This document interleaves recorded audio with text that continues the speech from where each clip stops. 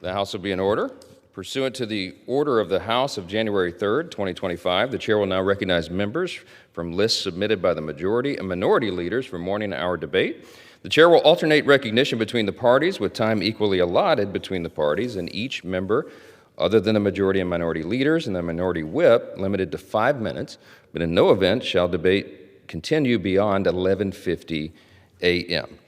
The chair recognizes the member from Delaware, Representative McBride, for 5 minutes.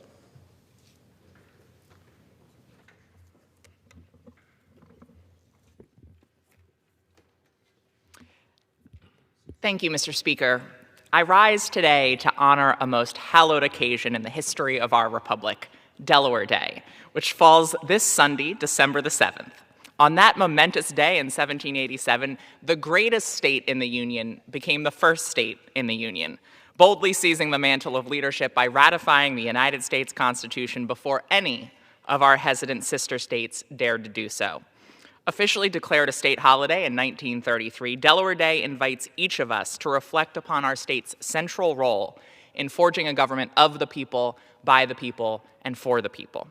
We Delawareans celebrate being the first, as any eldest sibling would, that is obnoxiously and with great relish. And it is with no small measure of delight that I stand here on the House floor to celebrate my beloved home state and the noble citizens who keep its spirit alive. What we lack in size, we make up for in endless discoveries. And while December 7th may technically be Delaware Day, it's always Delaware Day in my heart.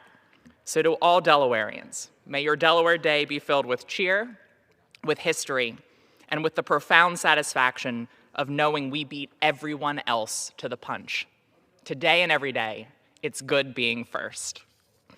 Mr. Speaker, I rise to honor Sue Ryan, who is retiring after 10 years of extraordinary service as the executive director of the Delaware Coalition Against Domestic Violence.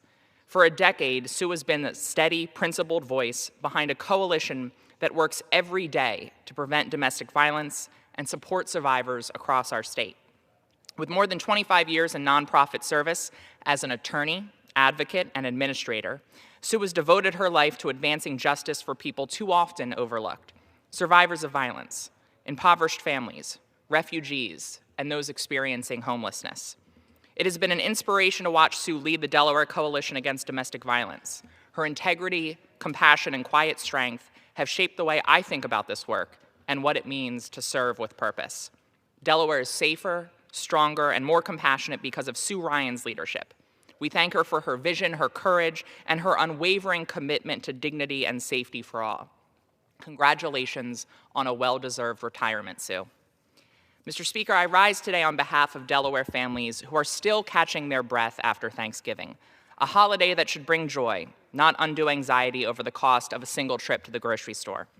Last week, too many Delawareans told me that the price of their holiday meal felt heavier this year, and they're right. Delaware families are paying an average of $8,745 a year, or 14% of their income, just to put food on the table. And those grocery bills aren't rising in a vacuum.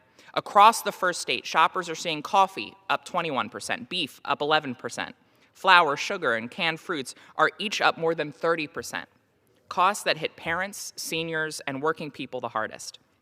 At our Daily Bread, a food bank in Middletown, they're now serving 240 meals a day, up from just 200 a few months ago. A clear indication of how my neighbors are being squeezed by rising prices.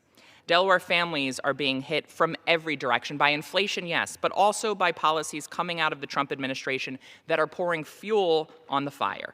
Tariffs driving up grocery prices even higher and contributing to price uncertainty. The one big ugly bill that imposed the largest cut to food assistance in U.S. history. Premium hikes that will cost Delawareans an average of $6,000 more a year in health care. Cuts to energy investments that are pushing up electricity bills.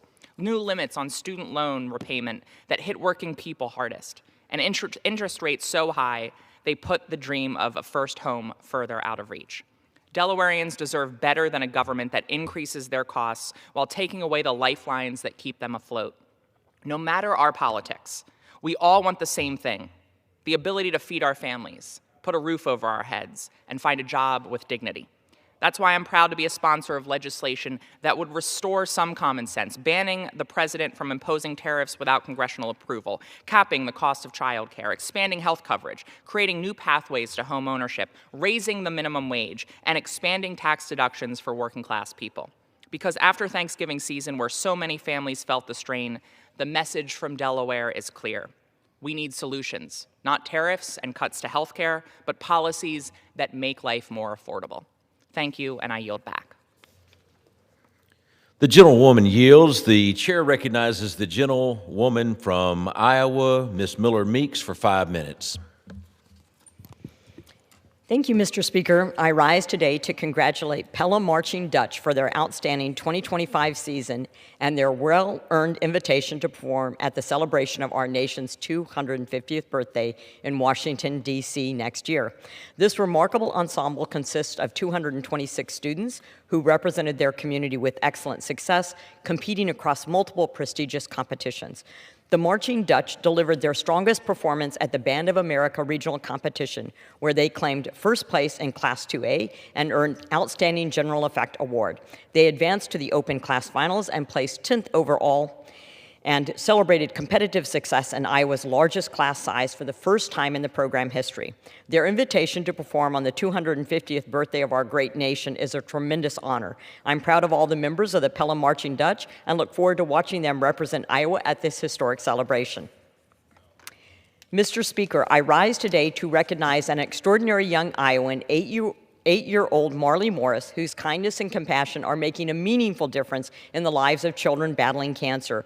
Marley has turned her passion for crafting handmade bracelets into a mission of hope and joy, donating 100 of her creations to young patients at the University of Iowa Stead Family Children's Hospital. Marley began making bracelets at just 3 years old, and today she continues to use that talent to brighten the lives of others. Her generous spirit and heartfelt efforts reflect the very best of Iowa. Even at such a young age, Marley reminds all of us that one person, no matter how small, can have a powerful impact on their community. I'm proud to honor Marley Morris for her inspiring generosity and for leading by example and showing what it means to serve others. Mr. Speaker, I rise today to congratulate an outstanding Iowan, Corey Linehaard of Muscatine, on his induction into the Special Olympics Hall of Fame. For more than 4 decades, Corey has been a proud representative of Iowa in athletic competitions at every level, from local meets to the world stage. Corey's accomplishments are remarkable. At the 2003 World Games in Dublin, Ireland, he earned a bronze medal in the 100-meter dash and a silver in softball. 4 years later in Shanghai, China, he brought home gold in the long jump, bronze in the 400-meter dash, and placed 4th in the 4x4 relay. But Corey's impact extends beyond athletics. In 2015, he served as co-captain for the United Relay Across America, helping carry the torch from Washington, D.C. to Los Angeles. Today, he remains active in Special Olympics Muscatine, embodying the values of perseverance, dedication, and sportsmanship. Congratulations, Corey. You are an inspiration to all Iowans, and your legacy of excellence and determination is well deserving of this honor. Mr. Speaker, I rise today to honor my constituent Julie Humes of Donaldson, Iowa, a flight nurse with AirEvac Lifestream and a recipient of the American Ambulance Association's prestigious Star of Life's Award. For over 30 years, this award has recognized the best of our EMS professionals, those who go above and beyond the call of duty. Julie was nominated by her peers for her heroism during a severe car accident, volunteering in dangerous, icy conditions to help save the lives of multiple trauma victims. Thanks to her quick thinking and courageous actions, every victim survived. Julie's service is a shining example of the bravery and selflessness of our first responders, and they demonstrate this every day. It was an honor to meet Julie and hear about her incredible dedication firsthand. Congratulations, Julie, and thank you for your steadfast commitment to saving lives and protecting Iowans. Mr. Speaker, I rise today to recognize Georgia Clark, a student from West Liberty, Iowa, who represented our state with pride and excellence at the 2025 National Civics Bee. Competing against top middle schoolers from across the country, Georgia placed in the top 10, a tremendous achievement. Held in Washington, D.C. on Veterans Day, the Civic Bee celebrates civic knowledge and encourages young Americans to engage with their communities and understand their government. Georgia was one of only 39 state champions invited to participate, representing the West Liberty Community School District. Georgia's dedication, leadership, and love of learning reflect the best of Iowa's youth. Her passion for civic engagement and understanding of our nation's founding principles are truly inspiring. Thank you, Georgia, for your commitment to excellence and for stepping up as a young leader with ideas that will strengthen our community and our country. Your achievement makes all of us Iowa proud. I just want to remark that Sunday, December 7th, is the 84th anniversary of Pearl Harbor Day, the day that will live in infamy. Like 9/11, we must never forget, always prepared, always ready, and a moment of silence for those whose lives were lost on that fateful day. Thank you, Mr. Speaker. I yield back. The chair recognizes the gentleman from New York, Mr. Latimer, for 5 minutes.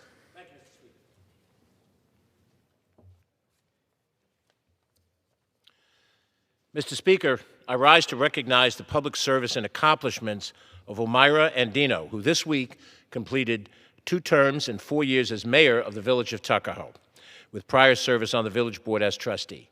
Mayor Andino, in her professional career, has shown executive skill and leadership as CEO of the Institute for Applied Human Dynamics, an organization that supports people with intellectual and developmental disabilities to live their life on their own terms. Managing that team and its mission across Westchester would be task enough for anyone. But Mayor Andino added the responsibilities of elective office in Tuckahoe, a village of over 6,000 people in 1 compact square mile.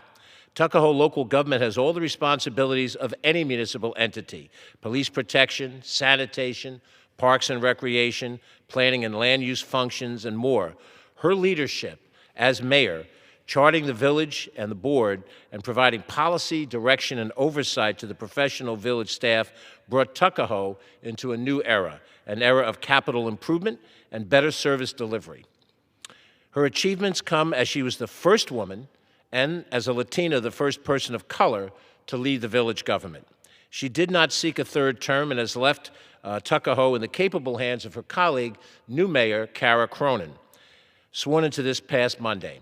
Omaira has earned the respect of all of us, and we salute her as she completes her exemplary service to the people of Tuckahoe.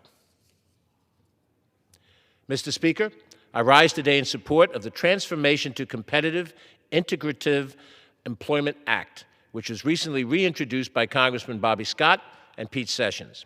This bill is a long overdue modernization of the Fair Labor Standards Act of 1938. In it, Section 14C permitted people with disabilities to be paid less than federal minimum wage with little hope of advancement. Today, those employed under 14C waivers make an average of $3.50 per hour. While originally well-intended, Section 14C has not lived up to its promise, and it needs to change.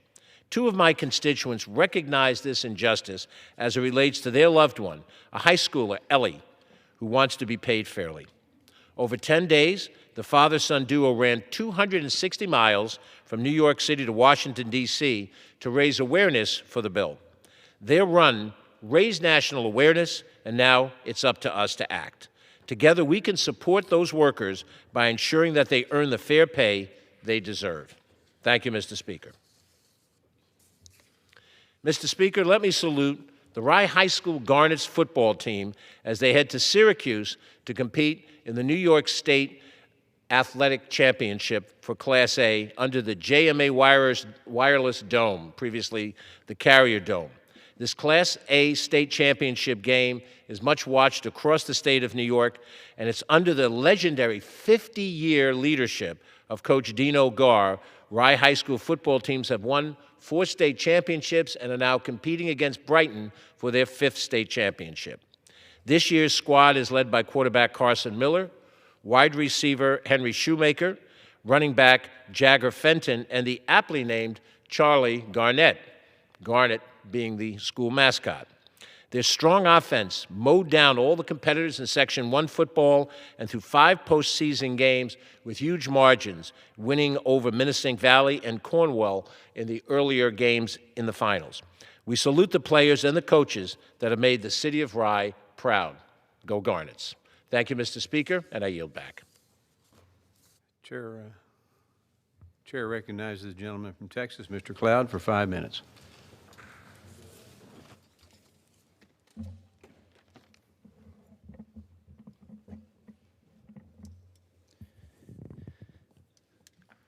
Mr. Speaker, I rise today with great pride to honor one of the most beloved sons of Texas' 27th Congressional District, Brother Gary Moses of Victoria, Texas. For more than 50 years, Brother Gary has been the heartbeat of Victoria and the entire Crossroads region. As a longtime educator at Patty Welder Middle School, a legendary radio voice on Magic 95.9, and Victoria's undisputed ambassador of joy, he has touched countless lives with his infectious smile and his genuine love for every person he meets. Whether he's emceeing the gorgeous grandma's pageant, championing the Marines' Toys for Tots on television commercials, firing up the crowd at Riverside Stadium for the Victoria Generals, or leading the Christmas parade, Brother Gary shows up with enthusiasm that lifts the entire community. At 73 years young, he's always reminding us that in Victoria, we are all family. His nickname, Brother Gary, is not just a radio handle.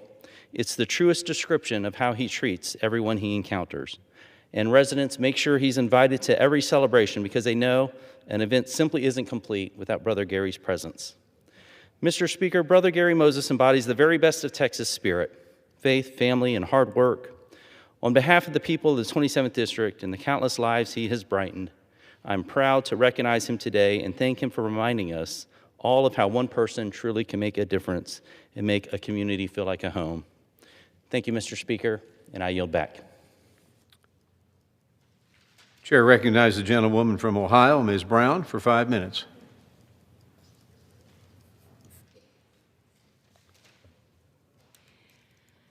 Thank you, Mr. Speaker. I rise today to congratulate Cuyahoga County's Maisha Watkins on her latest and well-earned recognition for serving the people of Northeast Ohio. Last month, she received the Capstone Achievement Award from the University of Chicago's Community Violence Intervention Leadership Academy. This distinction highlights her as a local and national leader when it comes to violence prevention. As the executive director of the Cleveland Peacemakers Alliance and in her current role as the administrator of the Cuyahoga County Office of Violence Prevention, Maisha has dedicated herself to the hard work of public safety. For years, she has been there for the people of Cleveland, in our schools, in our community centers, in our emergency rooms, and in our most overlooked and underserved neighborhoods. She's been there taking direct action to mediate conflict, de-escalate crises, and stop the cycle of violence. This work isn't easy, but as Maisha often says, it's a calling. And it makes a difference. That's why I was outraged earlier this year when the Trump administration rescinded federal grants awarded to the Cleveland Peacemakers Alliance, grants that had been awarded by the past administration, stripped away. It was a betrayal of Northeast Ohio, but Maisha and our community have never stopped doing the work to make our neighborhoods safer. Because we know that the community-oriented solutions work and that they are needed. So congratulations, Maisha, on your recognition from the University of Chicago. And on behalf of a grateful district and a grateful nation, thank you for your service and your commitment to making our Cleveland communities safer. Mr. Speaker, there's a saying, when America catches a cold, Black America gets pneumonia. And since January 20th, make no mistake, this country has been running a fever. A moral sickness, one that begins at the very top, a twisted agenda that pardons the powerful, protects the predators, and punishes the people. And Black Americans are paying the price. Mr. Speaker, buried in the last jobs report was this number. The Black unemployment rate is now 7.5%. That's a recession level rate, the highest rate since the pandemic. Now, do you think they care at Mar-a-Lago? Well, I'll tell you who does care. The people in the community I represent. They are watching as prices keep going up, while funding for programs people need, like SNAP, Medicaid, and the ACA, keep going down. But it doesn't stop at the kitchen table. No, we are witnessing the whole of government effort to erase Black history, to diminish Black voices, and to stifle Black progress. More than $3 billion in federal funding has been cut from HBCUs, Black communities, and Black entrepreneurs. Over 6,000 federal research programs and data sets related to racial disparities have been deleted, putting us in the dark on everything from sickle cell anemia to maternal health. We've seen Black authors pulled from school shelves and government websites quietly erase information on figures like Harriet Tubman and Jackie Robinson. And just last month, we learned that memorials honoring the contributions of Black American soldiers during World War II were stripped from a military cemetery in the Netherlands. This is not a coincidence. This is an all-out attack on our past, our present, and our future. But Mr. Speaker, let me be clear. Black Americans will not be erased, we will not be silenced, and neither will the millions of people of all backgrounds who are being harmed by this White House. It is time for us to take up their voice and carry on their fight before this sickness spreads further. And with that, I yield back. Chair recognizes the gentleman from Georgia, Mr. Clyde, for 5 minutes. Thank you, Mr. Speaker. I rise today in support of restoring our Second Amendment rights. Earlier this year, I worked diligently on and proudly voted for the One Big Beautiful Bill, which was signed into law by President Trump on July 4th. Due to my hard-fought efforts, this monumental law delivers the most significant legislative win for our Second Amendment freedoms in almost a century.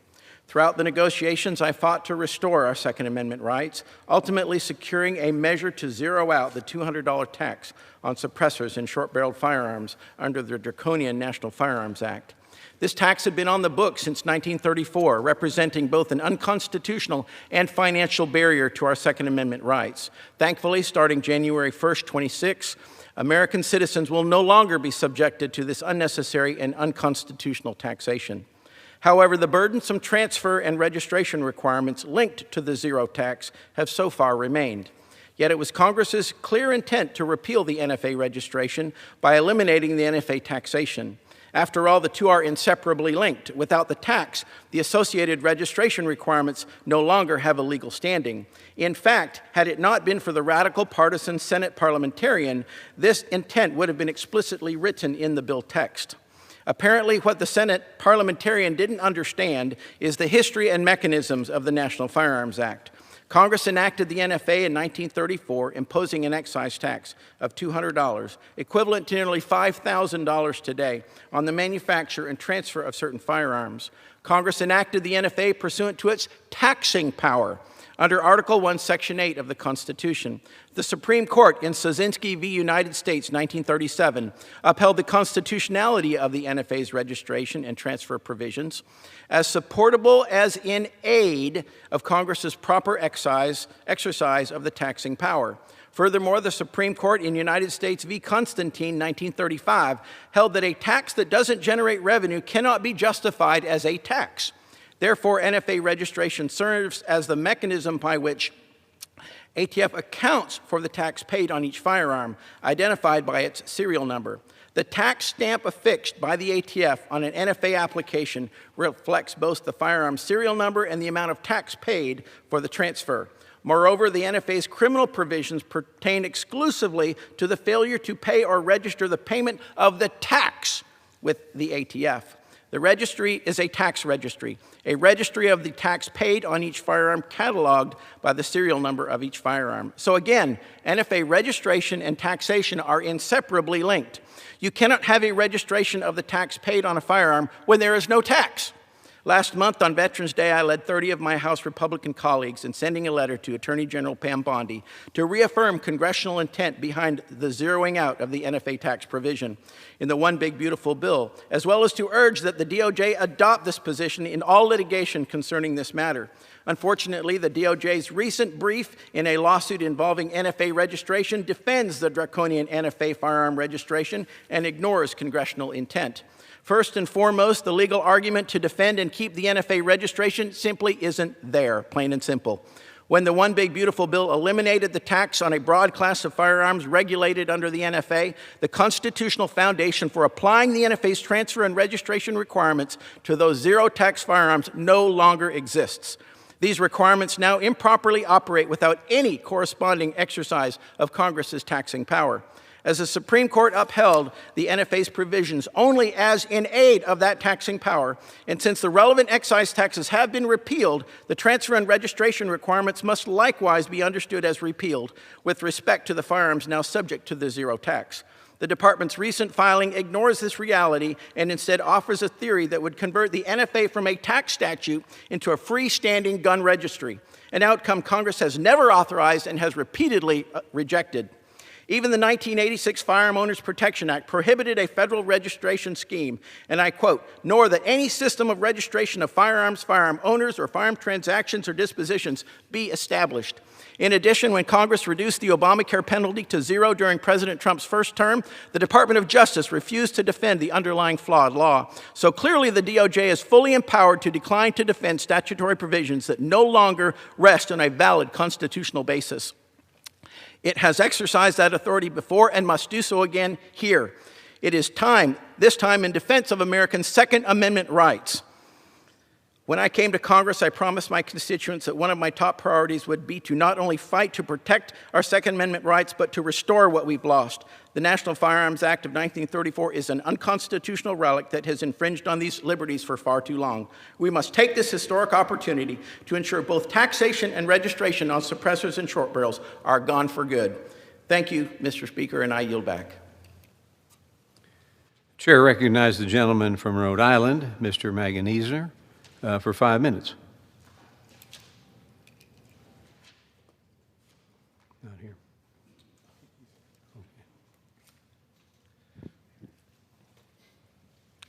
Thank you, Mr. Speaker. I rise today to recognize Sarah Dully, Rhode Island's 2026 Teacher of the Year. Ms. Dully began her work as an educator in 2012. She joined Narragansett High School as an English language arts teacher in 2020. Where she is admired and respected by her fellow teachers, students, and administrators alike. At Narragansett, she also serves as the National Honor Society Advisor and the Class of 2025's Advisor. When asked about Ms. Dully, one of her students said, quote, "My favorite thing about her is just how active and excited she is every class." Ms. Dully, congratulations on this honor. I have no doubt that you will represent our state well in the National Teacher of the Year Award program. Mr. Speaker, I rise today in honor of Dave Chenevier, who is retiring after 14 years as Executive Director of the Rhode Island Manufacturers Association and 41 years in the manufacturing industry. Dave built REMA into a powerful advocacy organization for the manufacturing industry, championing workforce development and education, and working with state leaders to bring more people into the profession. In his role, Dave built on Rhode Island's manufacturing legacy so that it will endure for future generations. On his retirement, Dave said, "When I first joined REMA, my goal was to strengthen our voice, expand our reach, and build a solid foundation for the future." He has certainly done that, stabilizing the industry after years of decline. With more than 1,500 manufacturing companies in Rhode Island now employing 41,000 people. Thank you, Dave, for your many years of service to Rhode Island. Your impact will long endure, and we wish you a very happy retirement.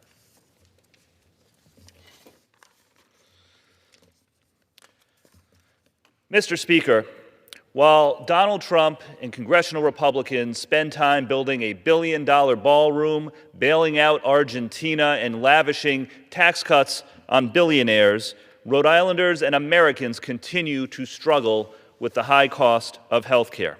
I wish that our colleagues would spend as much time worrying about how they're going to lower health care costs as they seem to spend building up Donald Trump's ballroom, sending billions of dollars to Argentina, and sucking up to their billionaire donors. All across the country, people are getting letters like this from their insurance companies, telling them how much more they are going to have to pay next year because of Republican inaction in extending the Affordable Care Act tax credits.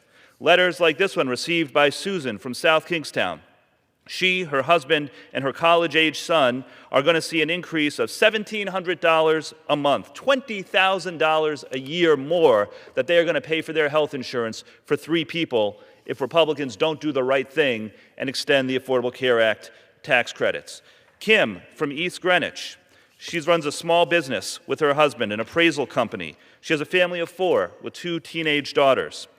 Her letter that she received from her health insurance company told her that she's going to be paying $1,300 more a month next year, $16,000 a year for a family of 4. People cannot afford this. And we have heard all the excuses from those on the other side of the aisle who are determined to stop funding the Affordable Care Act. They say, oh, it's just a subsidy for the health insurance companies. Really? You're going to tell Kim that she's a health insurance company because she's going to be paying thousands of dollars more a year for her health insurance? Is she a health insurance company? Is Susan from South Kingstown a health insurance company? No. These are real people who are going to be impacted by the lack of Republican action to lower the cost of health care. We have a plan. Extend the Affordable Care Act tax credits. Reverse the cuts to Medicaid so that people do not have to pay thousands of dollars more for their health insurance. And what have we heard from the other side? Nothing. They have no plan. The best they can come up with is, oh, we'll give everybody a few $1,000s. We'll cut them a check. Do they have any idea how much it costs to go to the emergency room? Does President Trump have any idea how much an emergency room bill costs? I don't think so. So it is time for our Republican colleagues to do the right thing. Come together in a bipartisan way, listen to the American people, extend the Affordable Care Act tax credits, reverse the Medicaid cuts, lower costs for the American people, stop wasting time with ballrooms and bailouts, instead deliver for the American people, and I yield back. The chair recognizes the gentleman from Alabama, Mr. Strong, for 5 minutes. Mr. Speaker, I rise to provide an 11-month update to the American people. While most media outlets struggle to be honest with the American people, under the administration of President Donald Trump, a Republican House and a Republican Senate, America is back. It's a fact. Inflation is down from 5% to 2.5%. Gas prices have hit a 4-year low, averaging $2.95 a gallon. Advanced manufacturing and industry are returning to U.S. soil. President Trump has secured over $8 trillion in investments that will fuel job growth and create opportunity. The stock market continues to set new all-time highs. It's a fact. Republicans are committed to making sure hardworking Americans keep more of what they earn. The Working Families Tax Cut delivered the largest tax cut for middle-aged and working-class Americans in history. No tax on tips, no tax on overtime. It's a fact. The southern border is closed. Drug dealers, sexual predators, human traffickers, and those who illegally invaded our country from the Biden administration from over 160 countries are being returned to the country of their origin. Under Biden, our emergency departments and local hospitals became the preferred free health care provider for illegal aliens, driving health care costs through the roof while the American taxpayers footed the bill. We didn't need legislation to put America first. We needed a new president. It's a fact. The spirit of cutting waste, fraud, and abuse is alive in Washington, D.C. Funds being sent to foreign countries that hate America have been cut off. Republicans cut $100,000 for climate resilience in Ghana, cut $360,000 for gender, non-confirming, non-binary, two-spirit farmers in New York, cut $24 billion to USAID, cut $22 billion from Health and Human Services to provide housing and cars for illegal aliens, cut $45 million for diversity, equity, and inclusion scholarships in Burma, cut $8 million to promote LGBTQ in Africa, cut $10 million for male circumcision in Mozambique, cut $20 million for the Arab Sesame Street in the Middle East. And we cut $600 million from National Public Radio. Free enterprise in America is alive and well. President Donald Trump is the president of peace, ending 8 wars in 8 months. Tell me, who in history has ever done this? The war between Israel and Hamas is over. The hostages were returned home. The Iranian nuclear program has been set back for decades, and the Middle East is more stable than it's been in years. And to gain peace through strength, we have invested in America's national defense. We have increased pay for our troops. We are making generational investment in our defense industrial base. We are filling our stockpiles. We are making our soldiers the most lethal fighting force the world has ever seen. We will never apologize for keeping America safe. And thankfully, Mr. Speaker, the people of America are now seeing through Biden's 4 years of smoke and mirrors here in D.C. It's a fact the Clinton Steele dossier was proven a hoax. It's a fact the Department of Justice was weaponized against President Trump. It's a fact the Democrats' so-called Inflation Reduction Act raised the United States debt to more than $38 trillion. It raised inflation to its highest level in 40 years. It's a fact Biden's Green New Deal was nothing more than another scam on the U.S. taxpayers. And Obamacare, known as the Affordable Health Care Act, is not affordable to anyone in America. It's a fact Space Command is coming to Redstone Arsenal in North Alabama, and Golden Dome is on the horizon. It's a fact President Trump and our Republican majority is making America better for the people. America is back. Mr. Speaker, I yield back. The chair recognizes the gentleman from California, Mr. Costa, for 5 minutes. Okay.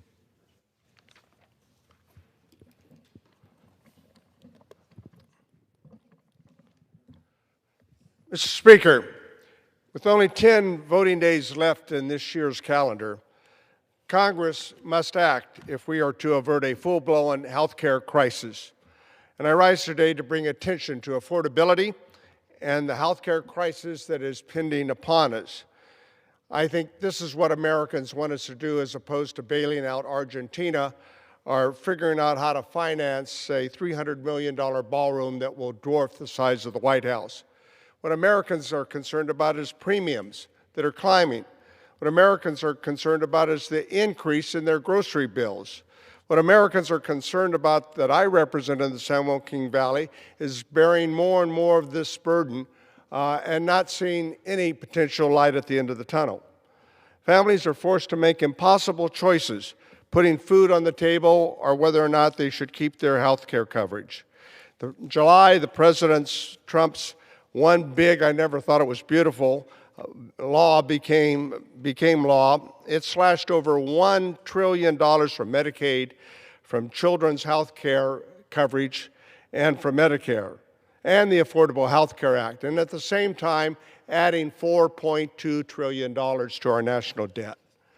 Programs that protect children, seniors, and working families are being gutted. In my district alone, only over 65,000 risk losing their Medicaid coverage and threatening access to essential health care for vulnerable populations. And now, despite the passage of the fiscal year 2026 continuing resolution, my colleagues on the other side of the aisle once again have failed us, I think. Republicans are threatening the Affordable Health Care Act's enhanced premiums that will expire these tax credits by the end of this year, 4 weeks away. And open enrollment is now, and Americans are seeing the costs that they are paying for this effort that has failed so far. But there's still time.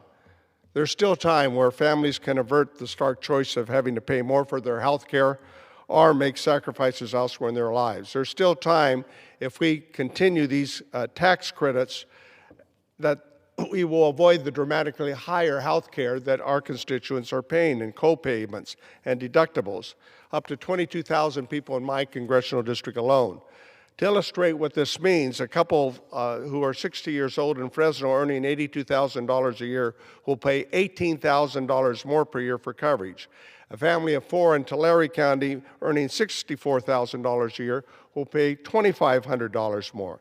This is not fiscal responsibility.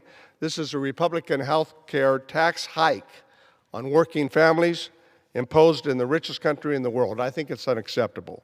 It's just not numbers on a page. It's real people. It's the mother in Fresno who has to choose between filling her prescription and paying rent. It's a father in Tulare County who may have to decide whether his children can see a doctor when they're sick.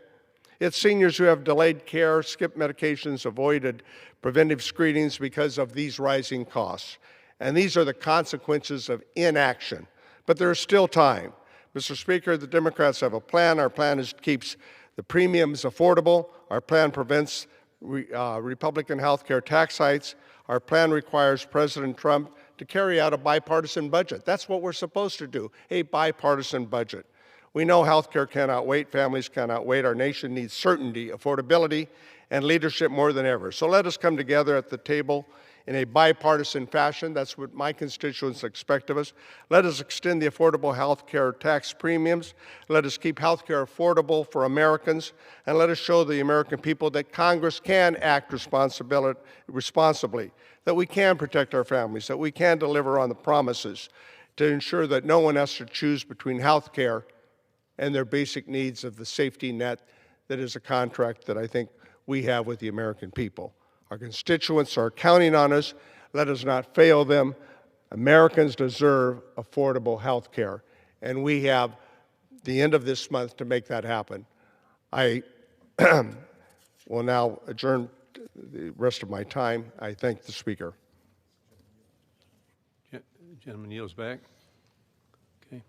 The chair recognizes the gentleman from Tennessee, Mr. Fleischman, for 5 minutes. Thank you, Mr. Speaker. Mr. Speaker, I rise today to honor a dear friend, Ray Atkins, Benny Ray Atkins, and a great patriot. Over my 15 years of service in this wonderful chamber, I've given many speeches. I've eulogized and talked about many great people. Today is a very special speech for me, and I think for our great nation. Benny Ray Atkins, I knew back when I practiced law. He worked for the Hamilton County Courts. He'd worked for the Sunshine Biscuit Company for years. And Ray was my friend. But when I got elected to Congress, Ray Atkins really stood out to me, not only as a mentor, but as someone who loves this country. Ray loved the United States Army. He was Army proud. He was a lieutenant colonel. He served 36 years in the United States Army and Army Reserve. And time again, when I needed Ray, whether it was to get advice on active military, Veterans Affairs, and the like, he was there. Now, the largest city in my district is Chattanooga, and Ray was from a part of Chattanooga called Lookout Valley, Tiftonia. It was on the western side of Chattanooga. Ray was always there, whether it was Wreaths Across America, Memorial Day, Veterans Day. He was omnipresent, always there for the veterans. Didn't matter if it was World War II, Korea, Desert Storm, Desert Shield, right up until today. He was always there. He'd show up in his uniform. And for the past decade or so, he struggled health-wise. But he'd always show up in his uniform, always show up Army proud. And he participated in so many different things. We had a situation where we put together a military advisory board, and I had people from all branches. Ray was so well respected by everyone, whether it's the Navy, the Air Force, the Coast Guard, the Marines. In that room, he was Ray, the great colonel. He loved the Army, he loved our country, he loved our veterans. He was a member of the VFW. He was a member of the American Legion, 2017 Veteran of the Year in Chattanooga, 2018 Hometown Patriot Award. This man was so well revered in Chattanooga, and rightfully so. he was honored with the Ray Atkins Interchange by the Tennessee General Assembly, our state assembly, in 2021. I drive past that on occasion. I will end by saying this. Ray, thank you for your friendship, thank you for your service for our great nation, and thank you for being a great American. America is a greater nation because of you. Thank you, and I yield back. The chair recognizes the gentleman from California, Mr. Harder. Thank you, Mr. Speaker. I ask unanimous consent to address the House for 1 minute and to revise and extend my remarks. It's fine. 5 minutes. Thank you, Mr. Speaker. I rise today because this weekend my community in Stockton, California was shaken by a horrific mass shooting. Families were gathered at a banquet hall for a 2-year-old's birthday party. They were about to cut the cake when gunshots rang out. 4 people were killed, including 3 kids. They were 8, 9, and 14 years old. 13 more were injured. Think about that for a second. As a dad, I cannot fathom the pain these families are feeling right now. This was supposed to be a moment of celebration, and instead, it became a nightmare that has rocked our community to its core. Mr. Speaker, I ask for a moment of silence to honor the victims, including Amari, Susano, Maya, Journey, and their families as they navigate this tragedy.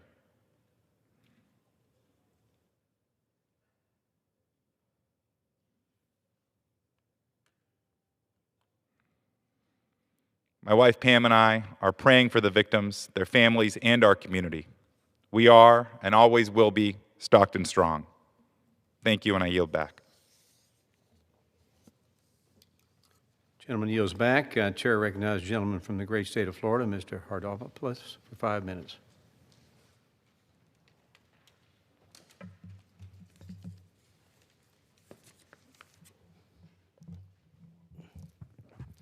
Thank you, Mr. Speaker. I rise today with a heavy heart to honor the life, service, and sacrifice of Deputy Terry Sweeting Mashkow of the Indian River County Sheriff's Office, who was tragically slain in the line of duty. Deputy Sweeting Mashkow served the community with courage, professionalism, and deep compassion. She was the kind of public servant every community hopes for, steadfast to her duty, kind to those in need, and unwavering in her commitment to keeping Indian River County safe. Her loss is felt not only by her brothers and sisters in law enforcement, but by every family she protected, every neighbor she reassured, and every life she touched. Today we honor not only her heroism, but the legacy she leaves behind. We also hold in our prayers her husband, Casey, her daughter, and her family, and the entire Indian River Sheriff's Office, as they face this heartbreaking tragedy from a person who served their community for over 25 years. May they find strength in knowing that this nation stands with them, each of them, as they face this very difficult time. And I thank our sheriff in Indian River County, Sheriff Flowers, and his incredible team who put together a dignified funeral yesterday, honoring her life. Deputy Terry Sweeting Mashkow gave her life in service to others. For that, we are forever grateful. I ask my colleagues to join me in honoring her memory and supporting all those who continue to answer the call to protect and serve their communities.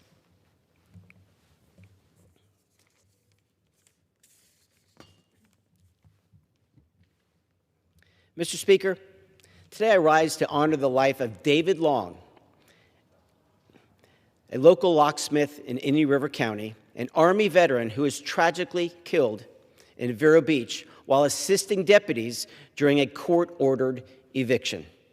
David was simply doing his job, fulfilling a legal obligation, supporting law enforcement, and helping keep the process orderly and safe. By every account, he was a kind, dependable member of the community. He served his country in uniform and continued serving in his civilian life through honest work and quiet professionalism. What happened to him should never happen to anyone. This tragedy is a sobering reminder of the risk that not only our deputies, but our civilians take in working alongside them when they face the realities of simply upholding the law. May we honor his memory by standing firmly with those who keep our communities safe and recognizing that everyday heroes come in not always in the uniform. But we remember David Long today for his service and as a person who makes America the great nation that he is. May David Long rest in peace.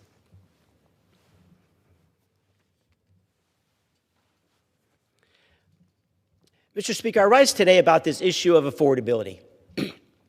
I find it shocking that the Democrats actually had the gall to talk about the issue of affordability after 4 years of failure. 9% inflation, higher interest rates, just challenges across the board for everyday Americans. And I think one of the reasons why our party has the majority today is simply because they failed for 4 straight years. They never cut taxes on overtime or tips, let alone Social Security. We did. And we think this is going to help turn around a very challenging situation in which we inherited. And so I look forward to the debate over the next month and how we take down even more prices so that Americans can have a more affordable life. But this is a challenge of our day, and I'm glad that we are talking about affordability because for too long, Washington, D.C. has turned its back on the issue. And with that, Mr. Speaker, I yield back. Chair recognizes the gentlewoman from Washington, Ms. Randall, for 5 minutes.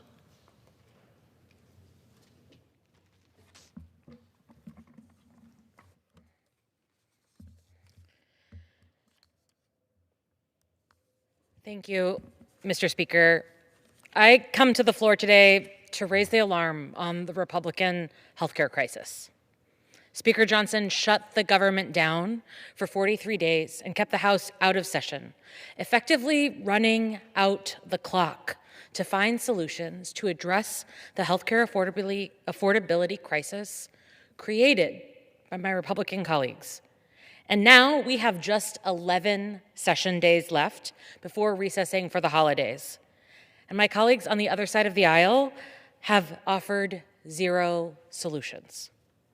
At the end of the month, the Affordable Care Act enhanced premium tax credits will officially expire, leaving 24 million Americans who currently purchase healthcare on the exchange in an unimaginable position.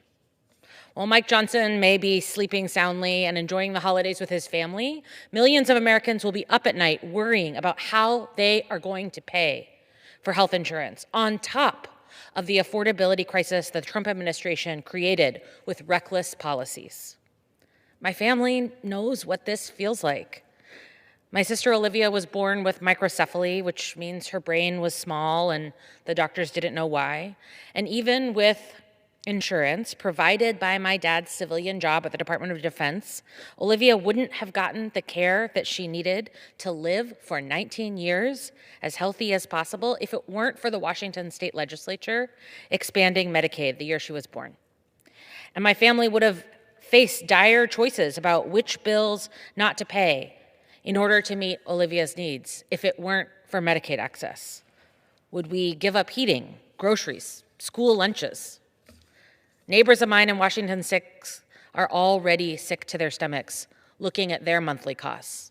For example, a couple in Clallam County, ages 60 and 55 with a household income of $85,000, for them, the least expensive plan available would jump from $127 a month to $1,485 per month. That's a 1,062% increase. That same couple in Kitsap County, where I grew up, would go from paying $56 to almost $1,500 a month under the least expensive plan. That's an annual insurance bill of $24,000 without even having to go to the doctor for a medical emergency or routine health care. I recently heard from a neighbor in Port Townsend who said, "My husband is retiring in a few weeks. She retired years ago. So although we currently have good benefits packaged through his work, we will be on our own for coverage soon. Only yesterday, we learned of the substantial increase through Health Plan Finder. We've now determined that the best way to cover our upcoming healthcare costs will be for me to take my Social Security early. She says, it's upsetting to me that my Social Security will not be used for other expenses, other living expenses, or be as much per month as it would have if I could hold off in taking it for a few more years. She's worried, in her last line, about not being able to use her Social Security for other living expenses because she's going to have to use all of it for healthcare coverage. Under this administration, costs are up across the board. Groceries are more expensive, housing is more expensive, childcare is more expensive, gas prices are soaring. Today, the average price for a gallon of gas in Washington state is over $4, one of the highest in the nation. Healthcare costs are only one aspect of why millions of Americans are needlessly suffering under this administration. We don't have to keep living like this. It's time for my colleagues to get serious about solving the ACA tax credits, as serious as they were about extending tax breaks for billionaires in July, and get back to delivering on their promise to lower costs for Americans, which Trump promised to do on day one of his administration.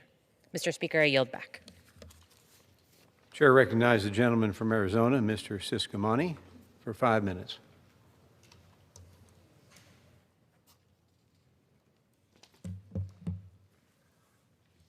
Thank you, Mr. Speaker.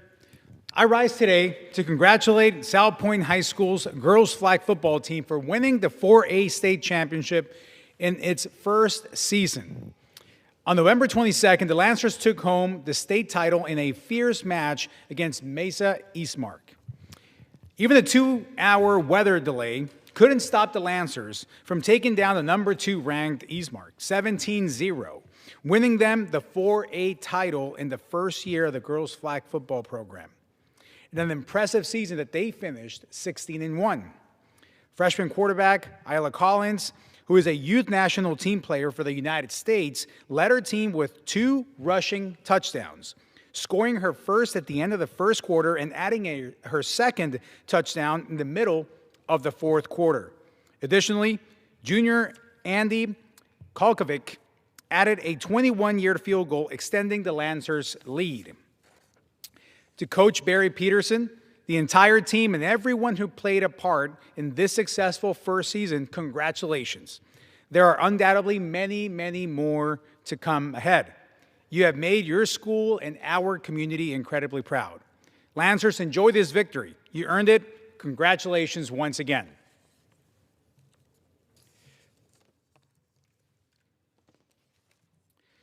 Mr. Speaker, I rise today to congratulate the Ironwood Ridge girls cross country team for winning the 2025 Division II state title.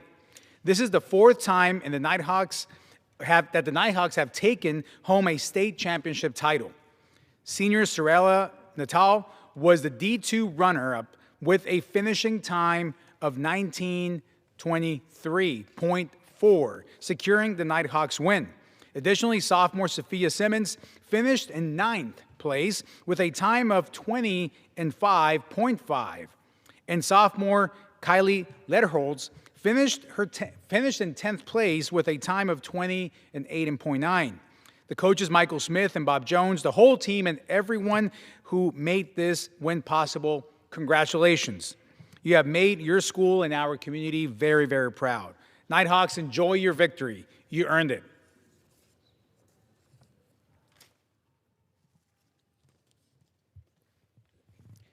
Mr. Speaker, I rise today to congratulate South Point Catholic High School's girls volleyball team for winning the 4A state championship for the first time in 5 years.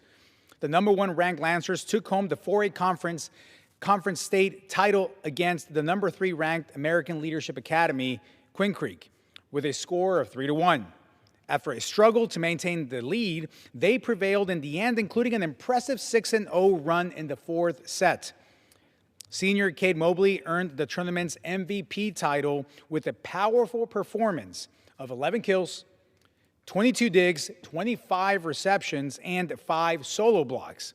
On their way to the top, the team took down the number 16 other teams around the region as well from all across the state.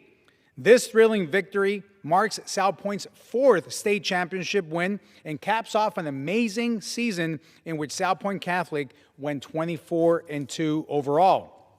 To Coach Keith Rubio, the team, and everyone who played a part in this successful season, congratulations. There are undoubtedly many more wins ahead. You have made your school and your community incredibly proud. Lancers, enjoy this victory. Once again, you earned it. Congratulations on this again. Mr. Speaker, I rise today to congratulate the 28 NJ ROTC cadets from Cienega High School, Andrada High School, Empire High School, and Micah Mountain High School, who competed at the Area 20 Stars and Stripes field meet in El Paso, Texas, under the leadership of Commander Micah Brewer. These cadets did an amazing job and brought home a number of impressive awards. They placed #1 overall, as well as for personal inspection, physical fitness team, and armed drill team regulation, and unarmed drill team exhibition. They placed 2nd for unarmed drill team regulation and color guard.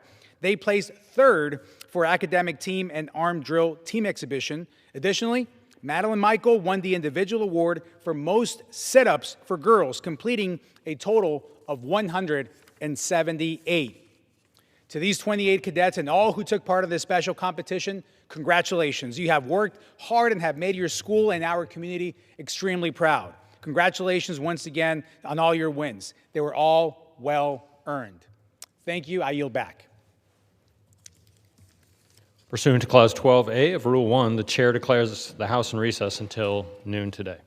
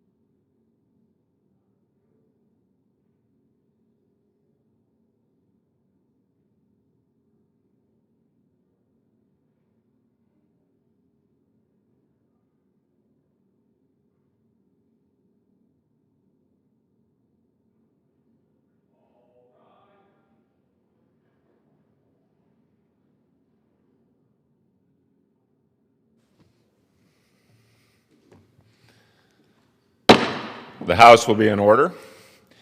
The prayer will be offered by Chaplain Kibben. Would you pray with me? Sovereign God, receive us into your presence as each one who enters this chamber seeks your guidance in ensuring the welfare of this nation. Though of disparate voices and conflicting opinions, we want the best for our compatriots and our communities. And so we ask your assistance in ensuring that we do not just settle for tolerating one another, but commit to communicating respectfully and carefully in our proceedings. In so doing, may we discover what binds us together in the mission that you have set before us. In our kinship, our friendship, or just our shared citizenship, we pray together for the peace that transcends not just our differences, but our individual understandings. In your peace, may we find our peace.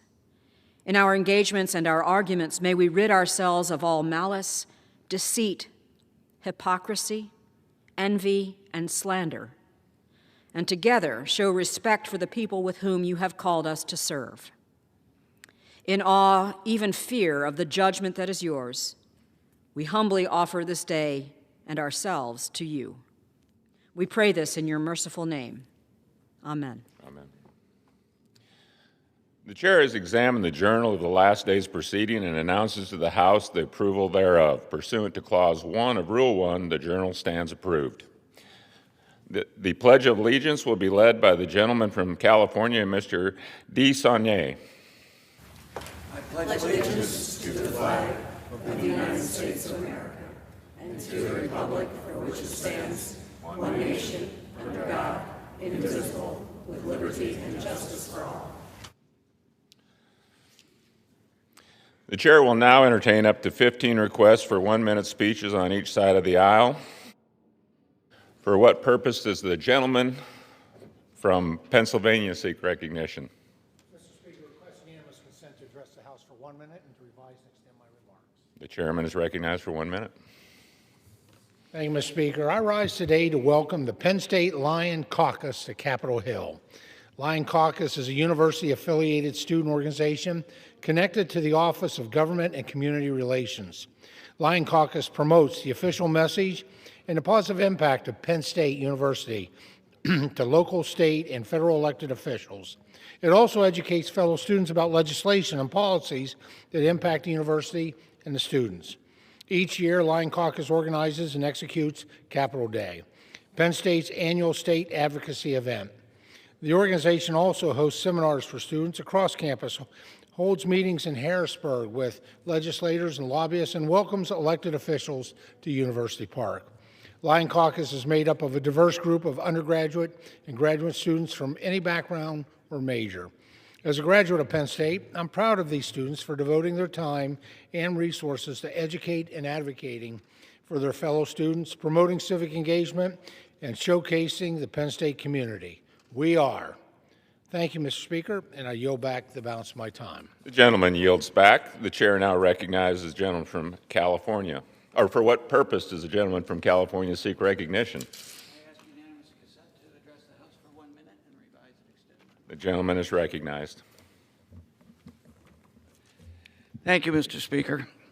Mr. Speaker, I rise today to recognize the life and public service of a mentor of mine and many people in California and in the Bay Area, and a wonderful, wonderful human being, a dedicated public servant from Walnut Creek, California, in the East Bay of the San Francisco Bay Area. Gwen Regalia began her career as a 4th grade teacher.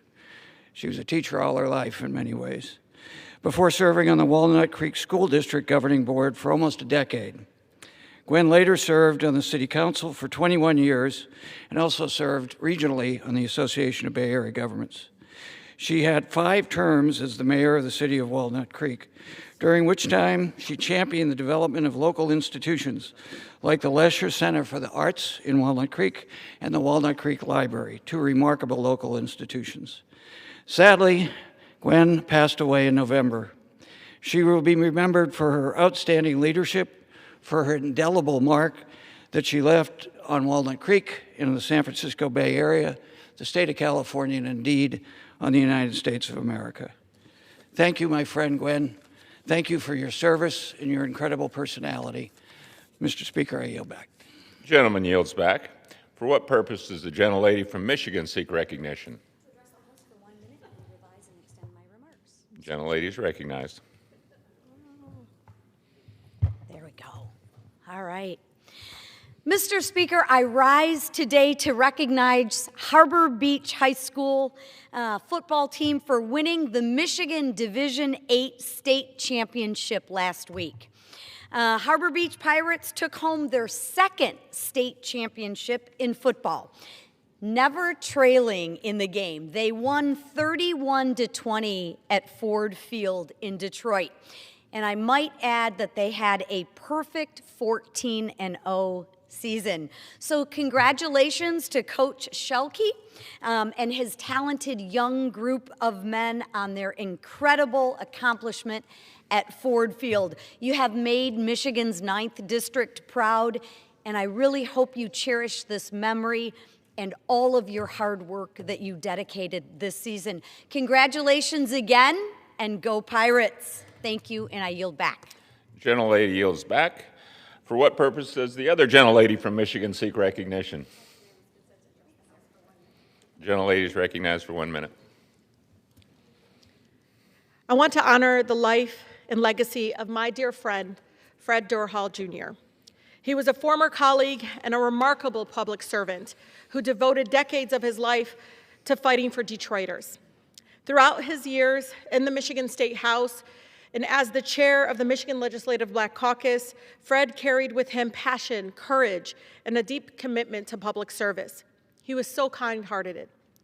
From his advocacy for working families to his dedication to mentoring the next generation of leaders, Fred truly helped shape our communities and uplift countless lives. His impact can be seen in the people he guided, the change that he championed, and the lives he inspired.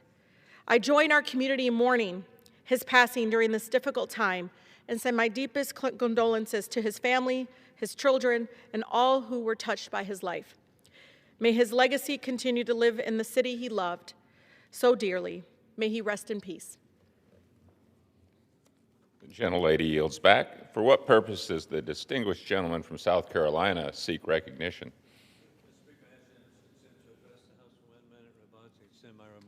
The gentleman is recognized for 1 minute.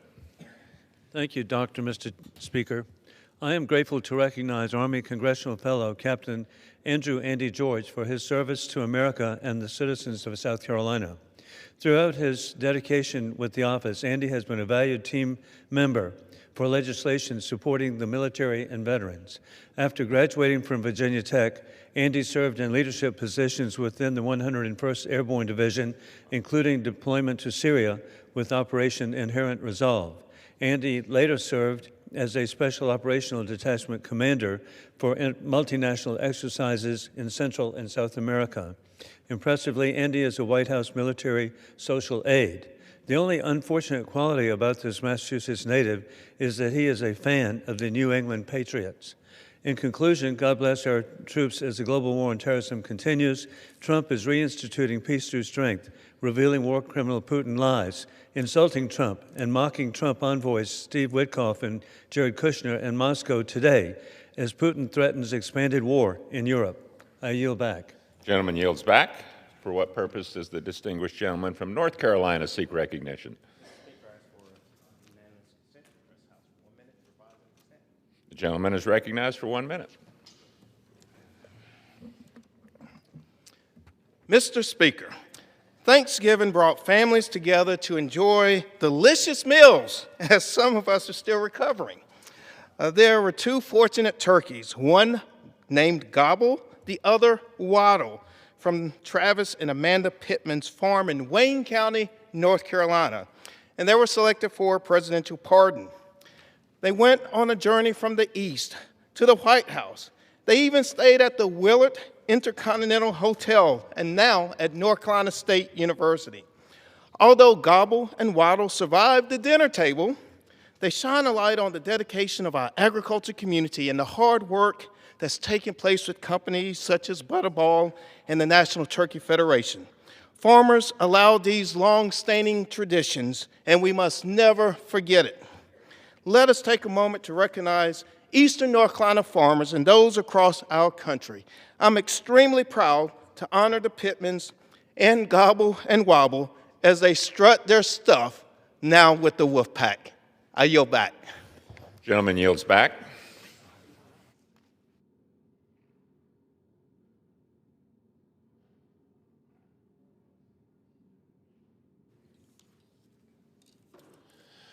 Pursuant to Clause 4 of Rule 1, the following enrolled bills and joint resolutions were signed by the Speaker on Wednesday, December 3rd, 2025.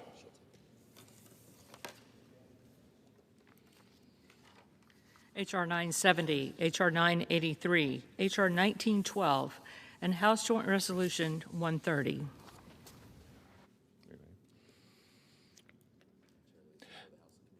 The Chair lays before the House a communication. The Honorable, the Speaker, House of Representatives, sir, pursuant to 44 U.S.C. 2702, I hereby appoint as a member of the Advisory Committee on the Records of Congress the following person, Mr. Benjamin Francis Fallon of Washington, D.C., signed sincerely, Kevin F. McCumber, Clerk.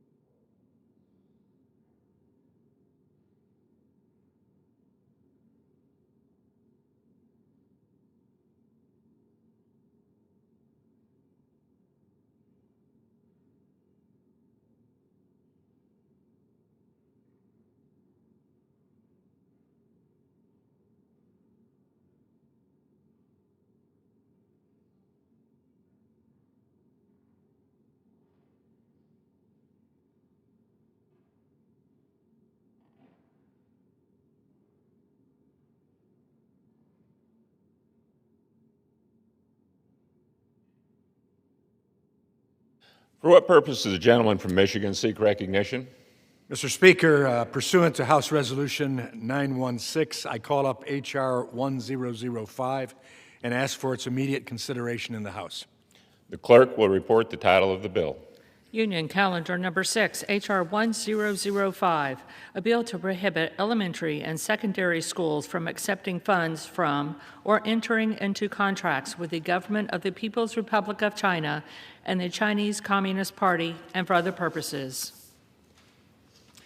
Pursuant to House Resolution 916, the amendment in the nature of a substitute recommended by the Committee on Education Workforce printed in the bill is adopted, and the bill, as amended, is considered read. The bill as amended shall be debatable for 1 hour, equally divided and controlled by the chair and ranking minority member of the Committee on Education Workforce or the respective designees. The gentleman from Michigan, Mr. Wahlberg, and the gentleman from Virginia, Mr. Scott, will each control 30 minutes. The chair recognizes the gentleman from Michigan. Thank you, Mr. Speaker. Mr. Speaker, I ask unanimous consent that all members may have 5 legislative days in which to revise and extend their remarks and to insert extraneous material on H.R. 1005. Without objection. I yield myself, Mr. Speaker, such time as I may consume. The gentleman is recognized. I rise in strong support of H.R. 1005. For much of the 20th century, the United States bravely confronted the threat of communism worldwide. As the Soviet Union oppressed its own people and extended its influence abroad, countless Americans dedicated their lives to stopping the spread of repressive ideology. In 1987, President Reagan famously called on Secretary Gorbachev to tear down this wall at the Brandenburg Gate. A few short years later, the Berlin Wall fell, the Soviet Union collapsed, and democracy gained ground across the globe. In the years that followed, democracy and Western values flourished, but authoritarian regimes like the Chinese Communist Party have chosen repression over freedom, indoctrinating their citizens to embrace socialism and communism, ideals fundamentally opposed to American values of liberty, freedom, and self-determination. Now we're seeing those same authoritarian efforts reach into our classrooms. While some are now closed, the CCP established Confucius Institutes on college campuses and Confucius classrooms in K-12 schools, funding programs with untold dollars, marketed as cultural exchanges to teach Chinese language and culture. These classrooms are in reality beachheads in the war for young minds. That's why I'm proud to support H.R. 1005, the Combating the Lies of Authoritarians in School Systems, known as the CLASS Act, from Representative David Joyce and Representative Michael Rulli. It's an important piece of legislation requiring schools to disclose any funding or contracts received from foreign entities above nominal threshold. For too long, schools have allowed foreign adversaries to funnel propaganda into classrooms, propaganda that rewrites history and undermines American values. These programs are funded and directed by the CCP's propaganda arm, targeting children for indoctrination. No lesson from an authoritarian regime comes without strings attached. The CCP seeks to shape American students' views of communism and tyranny, softening opinions toward authoritarianism, and potentially fostering replication of those same ideas here. Already, we see these influences on college campuses. Instead of free speech and open debate, we see censorship. Instead of independent thought, we see indoctrination. This is why we must pass the CLASS Act. Confucius classrooms and similar programs pose real risks to both national and academic security while promoting authoritarianism over freedom and democracy. As the saying goes, sunlight is the best disinfectant. Greater transparency in education will reveal where school funds come from and whether foreign adversaries are exploiting financial ties to influence students. By requiring disclosure, we protect American values, strengthen national security, and ensure our children learn what is right, not what our adversaries dictate. Mr. Speaker, I reserve the balance of my time. The gentleman from Michigan reserves. The gentleman from Virginia, Mr. Scott, is recognized. Thank you, Mr. Speaker. I rise in opposition to H.R. 1005, the Combating the Lies of Authoritarians in School Systems Act. This bill will compel schools to implement new reporting mechanisms, monitoring procedures, and compliance structures despite a complete absence of any factual verified threats.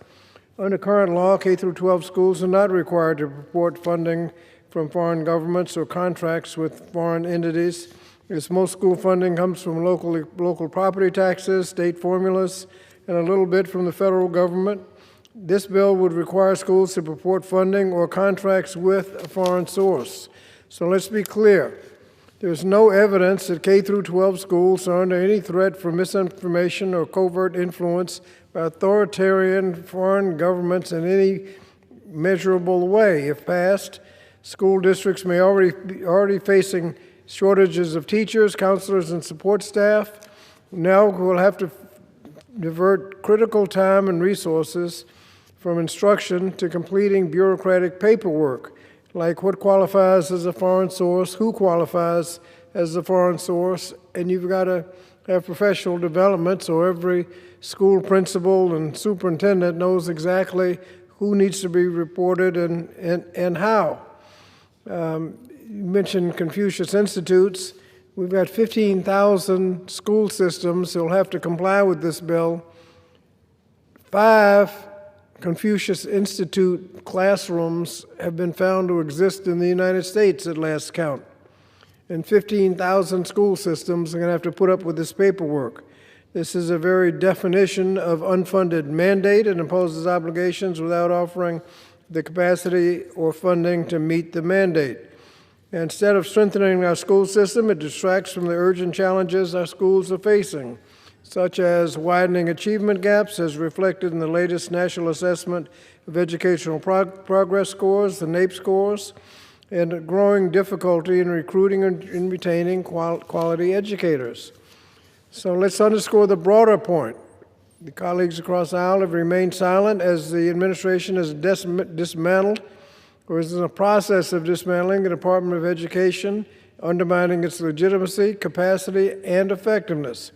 Most recently, the administration announced plans to move six interagency agreements, which would offload core functions of the Department of Education and spread them across other federal agencies. Yet this bill assigns additional responsibilities to what's left of the Department of Education. Simply doesn't add up. Who will be left in the Department of Education to enforce these mandates? So for these reasons, H.R. 1005 does nothing to improve our schools and everything to bog down schools in administrative red tape. So I strongly recommend a no vote and reserve the balance of my time and inform the chairman that I have no additional speakers, so I'll reserve my time until closing. The gentleman reserves. The gentleman from Michigan is recognized. Thank you, Mr. Speaker. I yield 3 minutes to the gentleman from Ohio, and I say that as a gentleman from Michigan. Mr. Rulli, the bill's co-lead. 3 minutes. The gentleman from Ohio is recognized for 3 minutes. Well, especially after last weekend, I want to take a second and thank you to the chairman. Mr. Speaker, the Class Act prohibits K-12 schools from accepting funds or contracting with the People's Republic of China, or the CCP. So let's just let that sink in for a second. My honorable friend on the other side of the aisle is literally defending the Chinese to invade our schools. That's what this is about. We will also prohibit any such or entity acting on behalf of other such governments or parties. It also requires K through 12 schools to submit a report to the Secretary of Education with the name and the country of origin and the amount of funds that are being put into our public schools and any terms of that contract.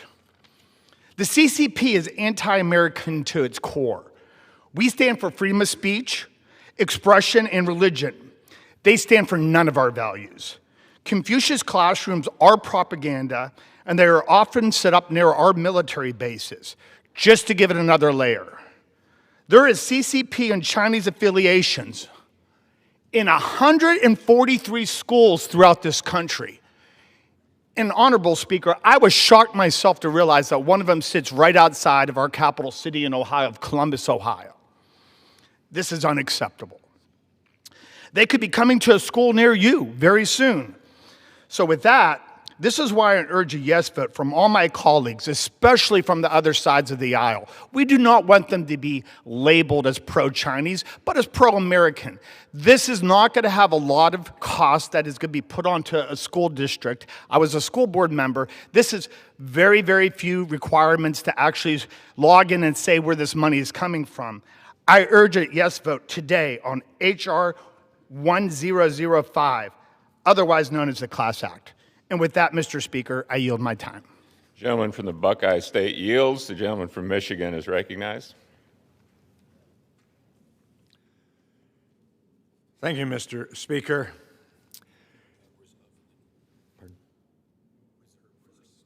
I reserve. The gentleman reserves. The gentleman from Virginia is recognized. Gentleman prepared to close? I reserve. Gentleman from Michigan is recognized. Mr. Speaker, coming from the Wolverine State, I yield 3 minutes to the gentleman from Ohio, the bill's sponsor, Mr. Joyce, and congratulations on Saturday's. Thank you. In the name of good sportsmanship, the gentleman from Ohio is recognized. Thank you, Mr. Chair, and thank you to my distinguished colleague from the state of Michigan. He certainly is a class act. I'm proud to join my friend, Representative Ruley, in supporting this effort to protect our children and national security from dangerous foreign actors.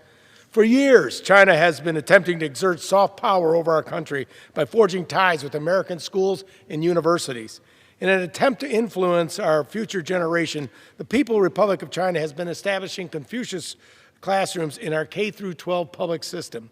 Styled as language and cultural programs, these classes and their teachers are funded and vetted by the Chinese government, a fact that is rarely disclosed to the parents.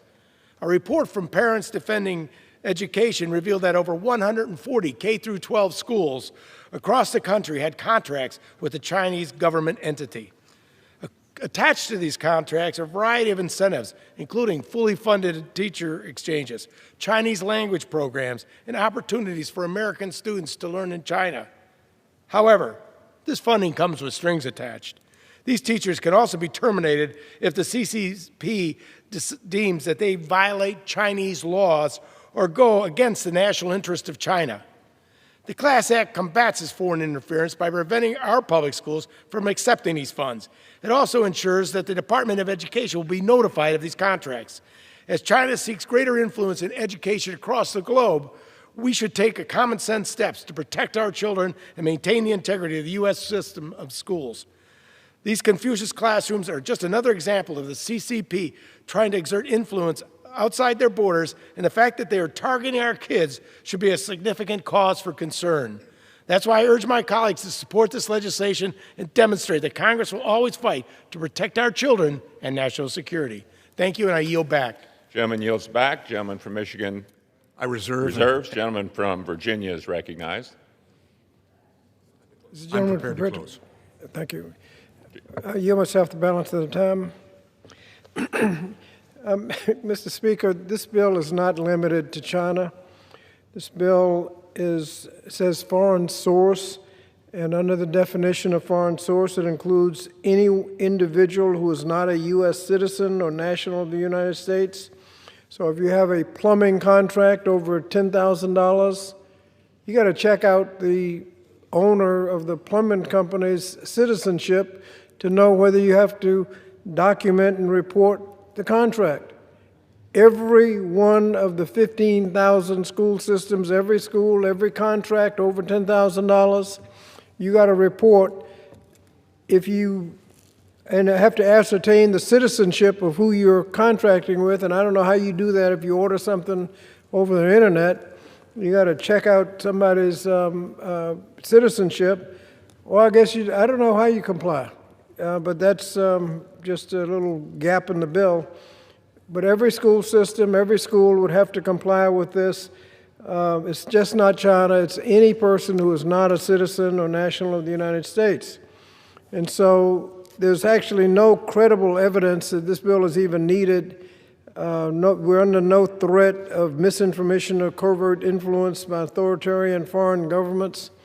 I urge my colleagues to oppose the bill. It does nothing to improve our schools, close achievement gaps, or increase teacher pay. It burdens schools with bureaucratic red tape. Imagine to deal with covert influence from foreign governments, and is so broad that it covers virtually every contract over $10,000. If you don't know the citizenship of the other side, and I don't know how you find out the citizenship of the other side, we have real issues that we need to be addressing, and we should be addressing those issues. And for those reasons, Mr. Speaker, I urge a no vote and urge my colleagues to do the same. Thank you, and I yield back. Gentleman from Virginia yields back. The gentleman from Michigan is recognized.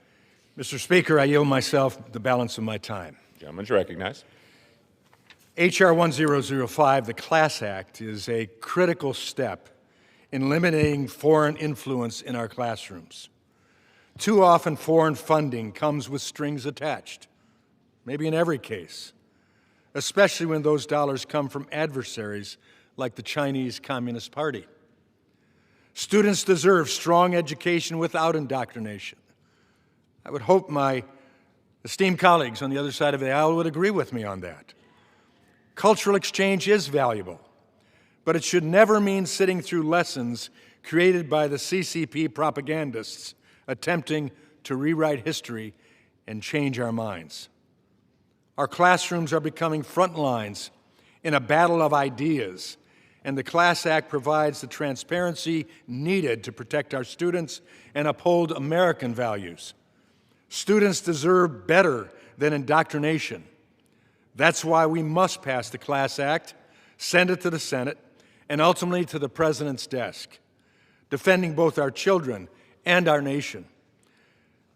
Mr. Speaker, I thank my colleagues, Representative Joyce and Rulli, for their clear-eyed attention to this important and credible concern. And I urge my colleagues to support the legislation, and I yield back the balance of my time. The gentleman yields back. All time for debate has expired. Pursuant to House Resolution 916, the previous question is ordered on the bill as amended. The question is on engrossment of the third reading of the bill. Those in favor say aye. Those opposed, no. The ayes have it. Third reading. A bill to prohibit elementary and secondary schools from accepting funds from or entering into contracts with the government of the People's Republic of China and the Chinese Communist Party and for other purposes. The question is on passage of the bill. Those in favor say aye. Aye. Those opposed, no. The ayes have it. The bill is passed, and without objection, the gentleman from Virginia is recognized. Ask for a recorded vote. Does the gentleman ask for the yeas and nays? Yes. The yeas and nays are requested. Those favoring a vote by the yeas and nays will rise. A sufficient number having risen, the yeas and nays are ordered. Pursuant to Clause 8 of Rule 20, further proceedings on this question will be postponed.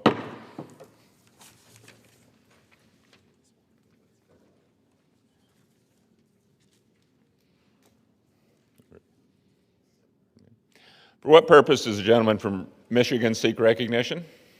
Mr. Speaker, pursuant to House Resolution 916, I call up H.R. 1049 and ask for its immediate consideration in the House. The clerk will report the title of the bill. Union Calendar Number 7, H.R. 1049, a bill to ensure that parents are aware of foreign influence in their child's public school and for other purposes. Pursuant to House Resolution 916, the amendment in the nature of a substitute recommended by the Committee on Education and Workforce printed in the bill is adopted, and the bill as amended is considered read. The bill as amended shall be debatable for 1 hour, equally divided and controlled by the chair and ranking minority member of the Committee on Education and Workforce or their respective designees. The gentleman from Michigan, Mr. Wahlberg, and the gentleman from Virginia, Mr. Scott, each will control 30 minutes. The chair recognizes the gentleman from Michigan. Thank you, Mr. Speaker.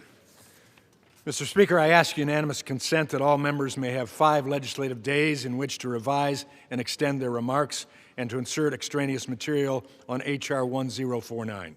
Without objection. Mr. Speaker, I yield myself such time as I may consume. I rise in recognized. strong support of H.R. 1049. Mr. Speaker, we need greater transparency in American education.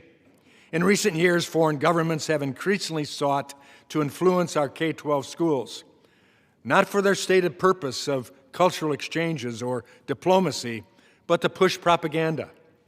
The Chinese Communist Party, for example, has spent untold sums across hundreds of schools to indoctrinate or influence thousands of children. These so-called Little Red classrooms were sold as opportunities to teach Chinese language and culture, but in reality they required teachers to omit discussion of human rights abuses, present the CCP in a positive light, and rabidly celebrate the regime. Students in these classrooms rarely learn about events such as the Tiananmen Square massacre or the ongoing genocide of Uyghur Muslims. Students don't learn about these despicable crimes because the CCP doesn't want them to. This one-sided approach extends beyond K-12 classrooms. While the CCP operates programs in U.S. schools, American educators are not allowed to expose Chinese students to American culture. The goal is clear. The Chinese Communist Party wants to control information and shape young minds. Over nearly 2 decades, the CCP has demonstrated a persistent effort to influence the minds of our children. According to a 2020 State Department report, many of these classrooms are funded and operated in part by the CCP's United Front Work Department, a known overseas propaganda and influence operation.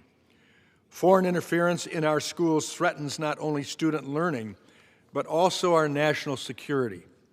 H.R. 1049, the Transparency and Reporting of Adversarial Contributions to Education, or the TRACE Act, by Aaron Bean and Representative McKenzie, addresses this problem by giving parents the right to review course materials funded or provided by foreign governments and entities of concern. Students perform better when parents are involved in their education, yet in recent years, parents have often been silenced or forced to navigate bureaucratic hurdles just to understand what their children are learning. The TRACE Act ensures transparency, strengthens parental rights, and protects students from foreign indoctrination. I urge my colleagues to support this legislation and defend the role of families in safeguarding our children's education. Mr. Speaker, I reserve the balance of my time. The gentleman from Michigan reserves. The gentleman from Virginia, Mr. Scott, is recognized. Thank you, Mr. Chairman. Mr. Speaker, I rise today in opposition to H.R. 1049, the Transparency and Reporting of Adversarial Contributions to Education, or the TRACE Act. This bill suffers from many of the same shortcomings of the earlier bill we just discussed. And this bill, 1049, would require schools to allow parents to access certain information if it was paid for by a foreign entity of concern. It doesn't say China, it says foreign entity of concern. This means that all teachers, administrators, professional development materials, salary information, as well as the school district's contracts and records for all materials purchased from or paid for by a foreign entity of concern. While this is not currently required by law, parents now already have access to their children's records, including their curriculum under the Protection of Pupil Rights Amendment, or PPRA.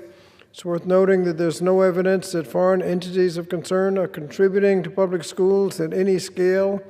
We've already noted that there are 5 Confucius Institutes throughout the United States, throughout 15,000 school systems.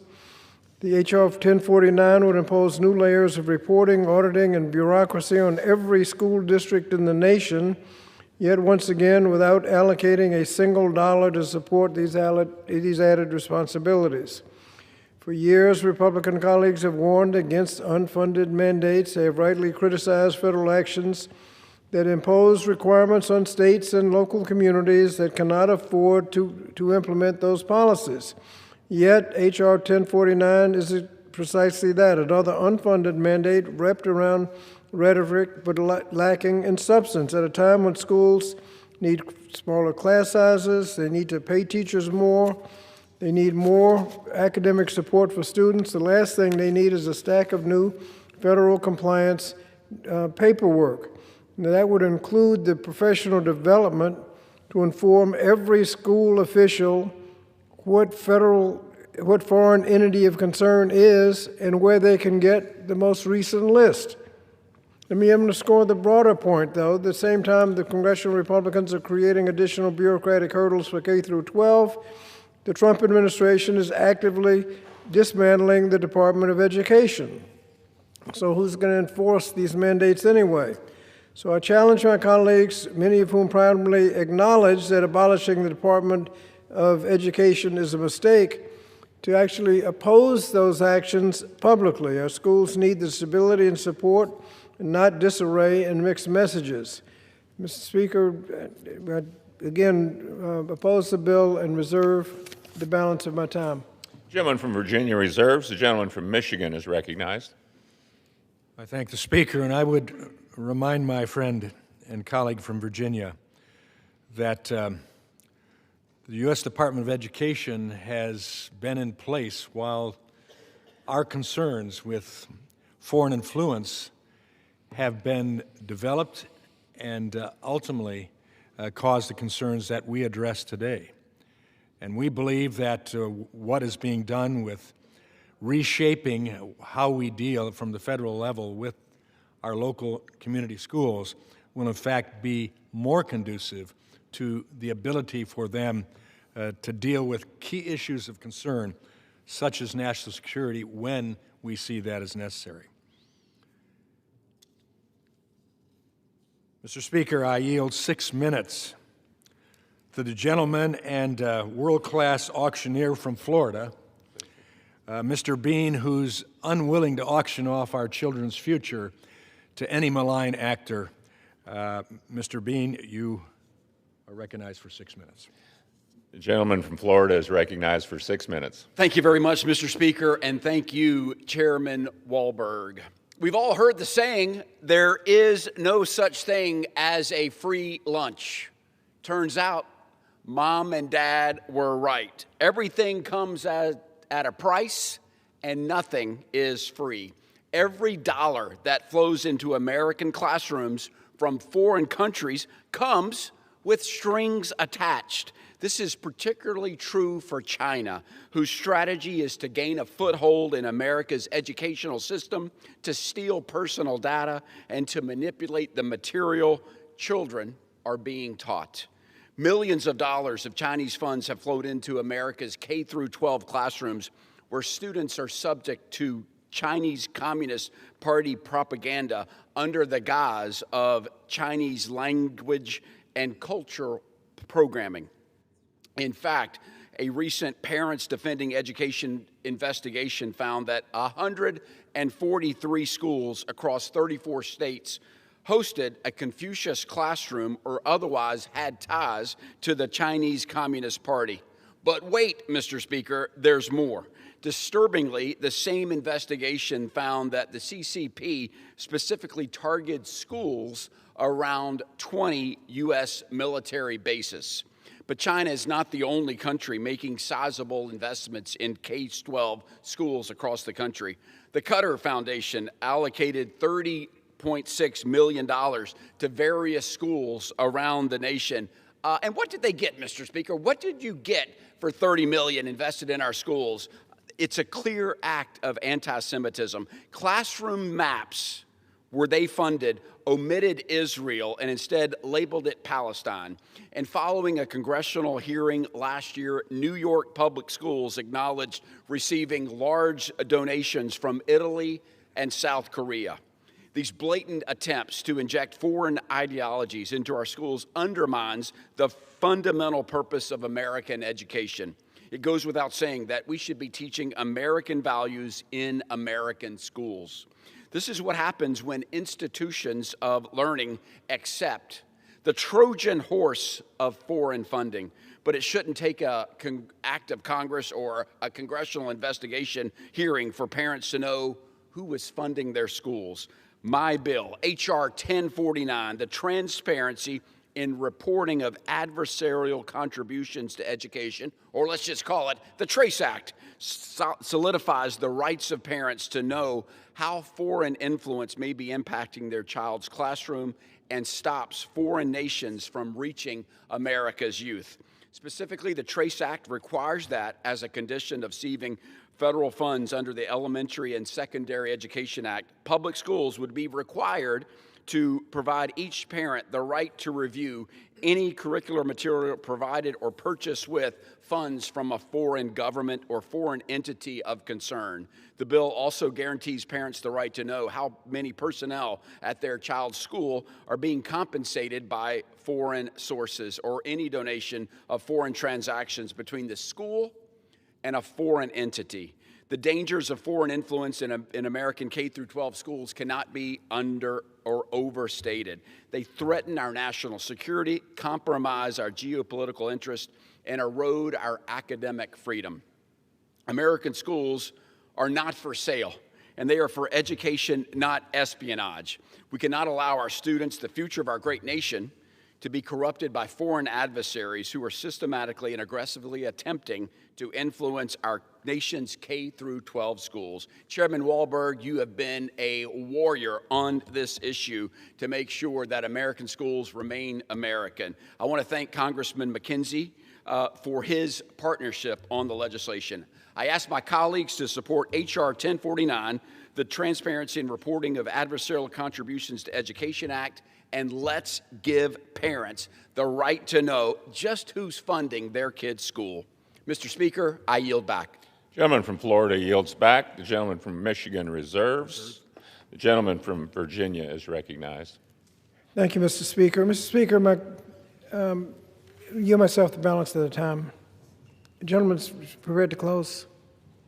No? I've reserved the balance of my time. Gentleman from Virginia reserves. Gentleman from Michigan is recognized. Again, I thank Representative Bean for introducing this important legislation. Again, any time we have legislation that makes a foundational principle an actual fact that we support parents having transparency about what's going on in their schools for anything is important as a discussion and ultimately important to make sure in law that is put into motion in every way possible. It's also a fact that we look at the malign influence that comes from the CCP, yes, but there are other entities equally determined to undermine America, and starting in its educational system, because you control the minds of young people, and you shape their teachers even before that, so when they enter the classroom, even if there isn't a Confucius classroom, yet those teachers have been impacted, and what they point out about some of these malign actors in the world, even if it puts down some of the concerns, is a problem for the United States. If there's complete transparency, where we talk about all of the entities with truth, that's fine. That's America. We can take it, having our students know about the Chinese Communist Party and how they have taken Uyghur Muslims and committed genocide on them for years. If we can talk about the Tiananmen Square massacre that went on, that's not a problem. But that's not what these malign actors want. They want to cover that over. Mr. Speaker, there's significant evidence of ongoing threat to U.S. schools from malign actors. They may change names, they may change approaches, but they're there. We wouldn't have seen the type of demonstrations and attacks on our Jewish students in college campuses all over this country if there weren't malign actors changing the focus of our students' mind on key issues. China strategically deployed and expanded their Confucius classrooms rapidly, going from only a few in 2008 to over 1,000 worldwide by 2019. More than 500 American K-12 schools have hosted Confucius classrooms. A 2023 Defending Education report identified 143 schools across 34 states with Chinese ties, with at least 7 still active as of this publication. The report also found that many of these schools are located near military bases. My Democrat colleagues are correct that the known number of Confucius classrooms has declined after attention from media and advocacy groups increased, including from Congress. But this doesn't prove the CCP threat is gone. There are 500 Chinese Communist Party affiliated Chinese nationals, and I say affiliated because they are required when coming over to work in a new production center in my district that will be opened up very soon by a major corporation. These 500 employees have signed contractual agreement with the Chinese Communist Party to provide any information back to China that they come up with. And who knows what type of influence will take place within 15 minutes of an international guard base and a key drone wing of the United States government, the United States military. These are concerns that we ought to have. But this doesn't prove that we've done enough yet. I think what we've seen causes us to be concerned about what's taking place. It may be that the CCP has found more covert ways to influence our schools. Schools may still be making contracts with CCP entities. If not, great. We'll find that out. Just without easily identifiable keywords such as Confucius. But what else will take place? That's why we need these bills. Under these bills, schools must avoid contracting with the CCP or its agents. Schools must report gifts from or contracts with foreign governments. And foreign resources must be available. To parents to review. We know this can go on right now. We know contracts are undertaken with all of our school districts now. We know that the lawyers on staff, they have means by which to make sure that the appropriate lines are crossed and T's are crossed and I's are dotted, and they can follow the law. We must do that. Advocacy groups such as Defending Education have done tremendous work to ensure we know about the CCP's influence. But it shouldn't take a third-party nonprofit to tell us who's teaching our children. The CCP remains a threat to American interests. I have no doubt that they would still like to indoctrinate American children and teachers, and that's why we must be vigilant to pass these bills. Mr. Speaker, I now yield 3 minutes to the gentleman from Michigan, Mr. Molinar, who's also the chairman of the Select Committee on the CCP. The gentleman from Michigan is recognized for 3 minutes. Thank you, Mr. Speaker, and Mr. Chairman and Ranking Member. Thank you for this time. China is our nation's greatest adversary, and it seeks to harm our country on a daily basis. It thrives in the shadows, so it uses fentanyl precursors, predatory trade practices, and cyber attacks to hurt us. China also uses informational warfare, and it would love to influence what American students learn in classrooms from kindergarten through college. The CCP uses our free and open society against us, bankrolling civil organizations with nice-sounding names to sponsor exchange programs and curriculums that hide the truth about China. Earlier this year, my committee highlighted how Montgomery County in Maryland has sent 31 students to China on a trip paid for by the People's Republic of China. That's just one example of why the legislation the House is considering this week is urgently needed. The CCP does not want Americans to learn about the horrific Cultural Revolution in their history classes.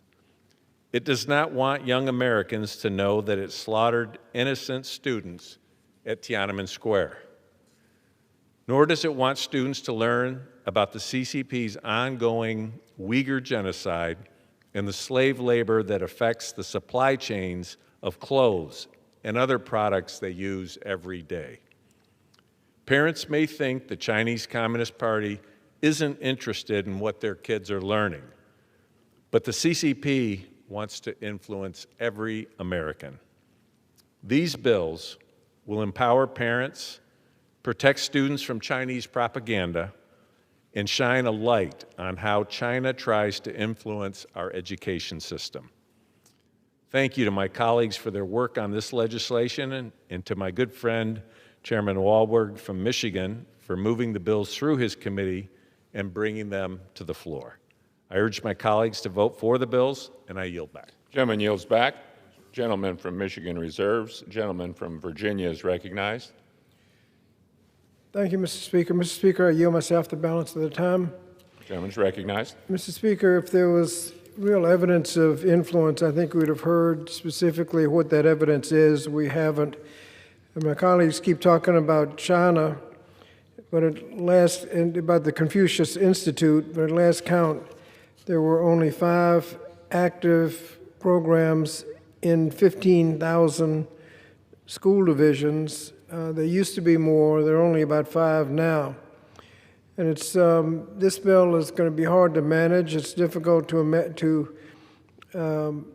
not impossible, to easily access the most recent list of foreign entities of concern. As we've pointed out, this bill doesn't talk about China. It talks about foreign entities of concern. That list can change without notice. In fact, the most recent list from the Department of State has 91 listings, 12 added since Labor Day of this year. And so good luck to those 15,000 superintendents that have to keep up with that list, with the added problem that the Department of Energy and Treasury also keep separate lists. They got those 15,000 superintendents have to keep up with those lists too. But at its core, this is just another unfunded mandate where you have to train 15,000 superintendents, unlimited numbers of principals, so they'll know what a foreign entity of concern is and how to deal with it with this new legislation. It burdens our already overstretched schools with new reporting requirements, new paperwork, new bureaucratic hurdles, all without adding a single dollar to help them meet their obligations.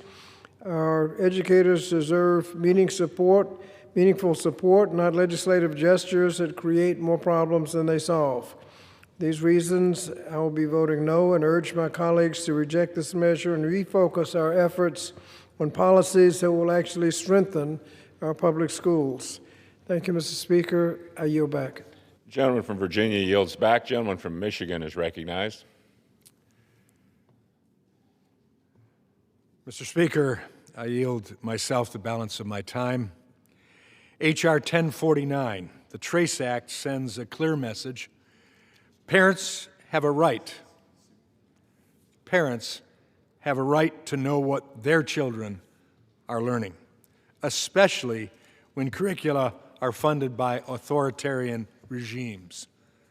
Foreign influence in classrooms not only undermines our cherished American values, but also our national security. The TRACE Act allows parents to review foreign-funded materials and raise concerns when needed.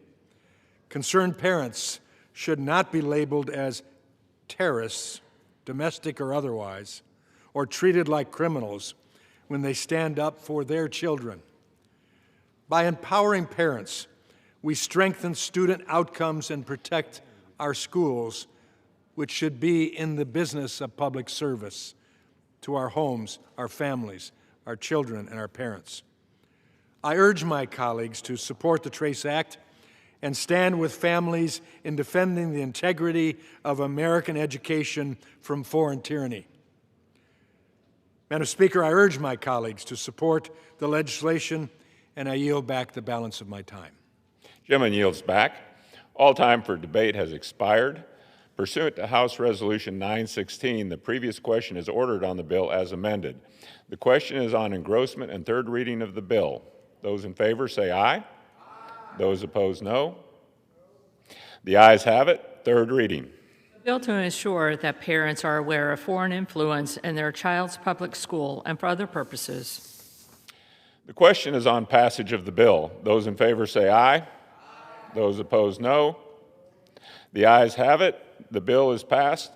For what purpose does the gentleman from Virginia seek recognition? Yes, the ayes and nays. The yeas and nays are requested. Those favoring a vote by the yeas and nays will rise. A sufficient number having risen, the yeas and nays are ordered. Pursuant to Clause 8 of Rule 20, further proceedings on this question will be postponed. Pursuant to Clause 12A of Rule 1, the Chair declares the House in recess, subject to the call of the Chair.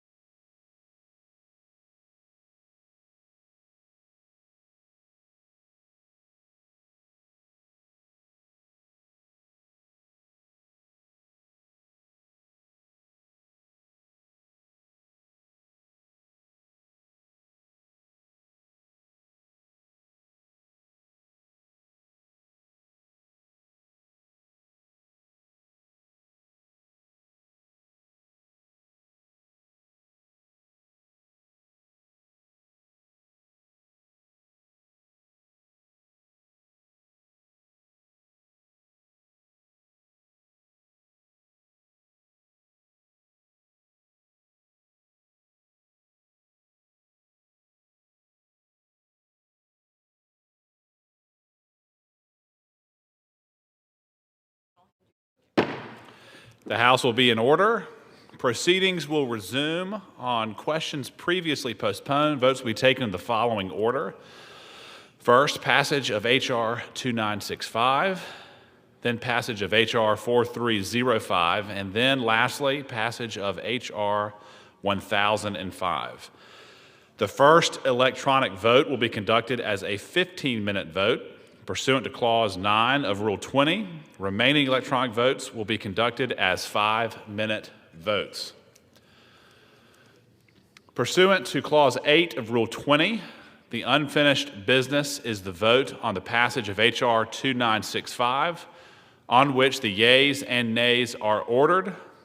The clerk will report the title of the bill.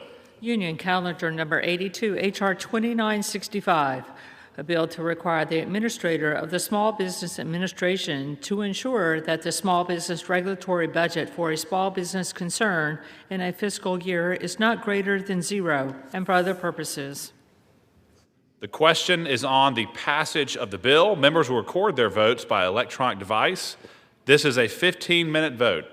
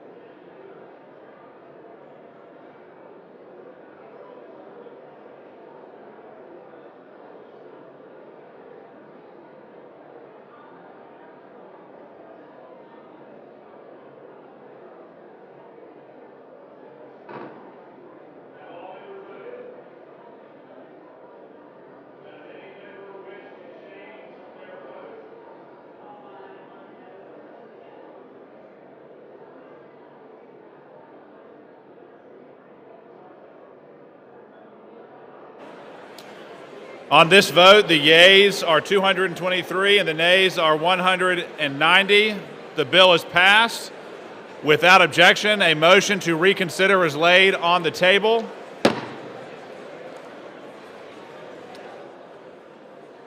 Pursuant to Clause 8 of Rule 20, the unfinished business is the vote on passage of H.R. 4305, on which the yeas and nays are ordered. The clerk will report the title of the bill.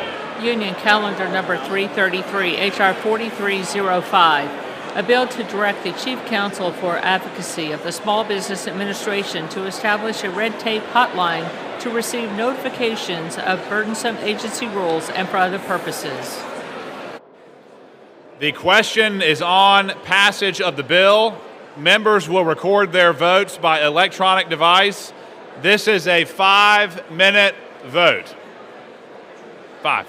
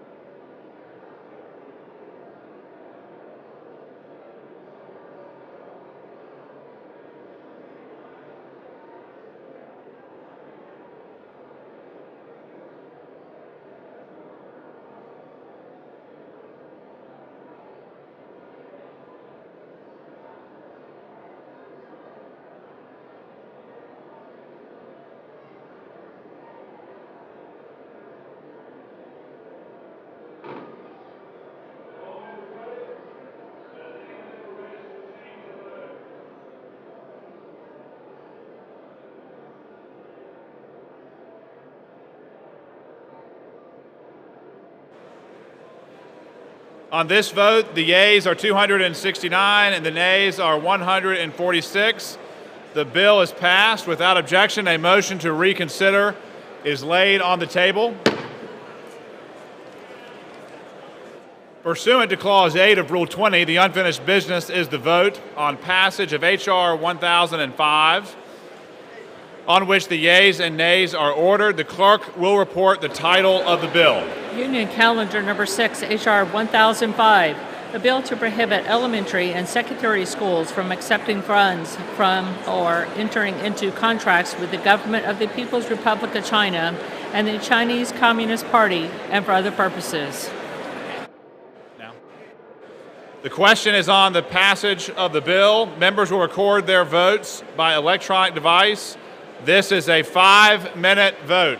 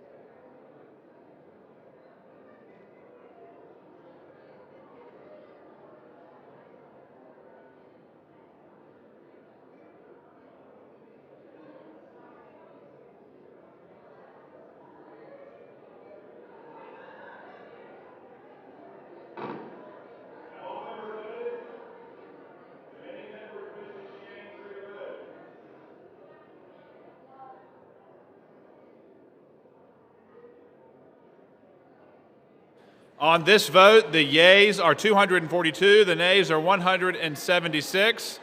The bill is passed. Without objection, a motion to reconsider is laid on the table. Without objection, the title is amended.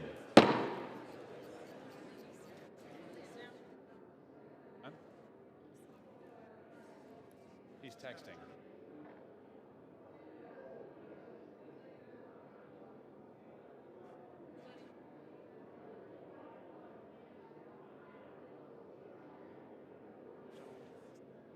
For what purpose does the gentlewoman from South Carolina rise? Mr. Speaker, I ask unanimous consent that when the House adjourns today, it adjourns to meet at 9 a.m. tomorrow. This is without objection. Thank you.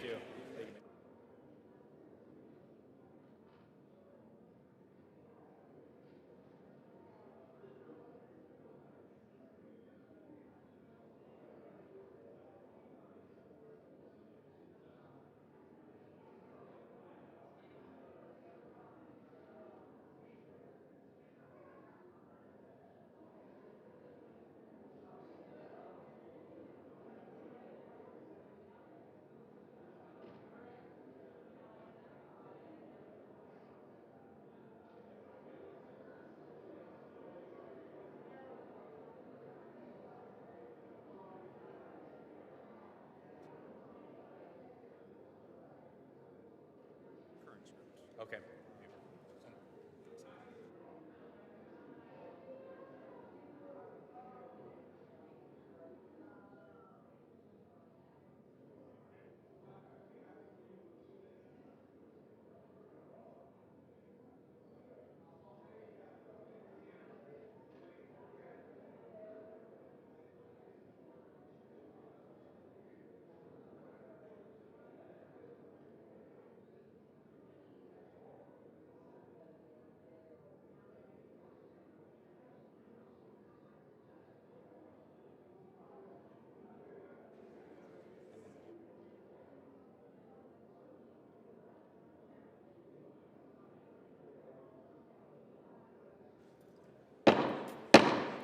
The House will be in order. The chair will now entertain requests for 1-minute speeches. For what purpose does the gentleman from Wisconsin seek recognition? To address the House for 1 minute, revise and extend my remarks. Without objection, the gentleman is recognized for 1 minute. Mr. Speaker, today I rise to recognize and congratulate the West De Pere Phantoms football team for winning the WIAA Division II High School State Championship.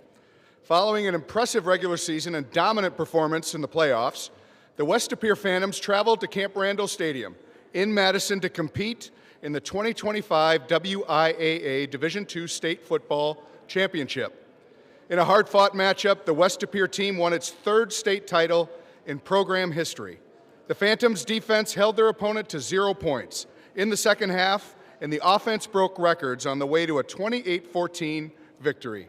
I commend the coaching staff and the entire Phantoms team for their hard work and dedication that led to this unforgettable season.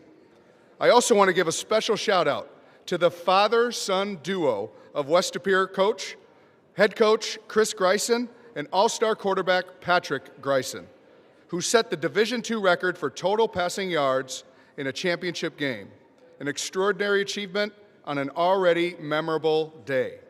Mr. Speaker, I'd like to once again congratulate this team on the accomplishment, and I look forward to seeing many more championship wins in their future. I am proud to recognize this talented team, and I urge my colleagues to join me in applauding their outstanding season. And with that, I yield back. For what purpose does the gentlewoman from Minnesota seek recognition? Without objection, the gentlewoman is recognized for 1 minute.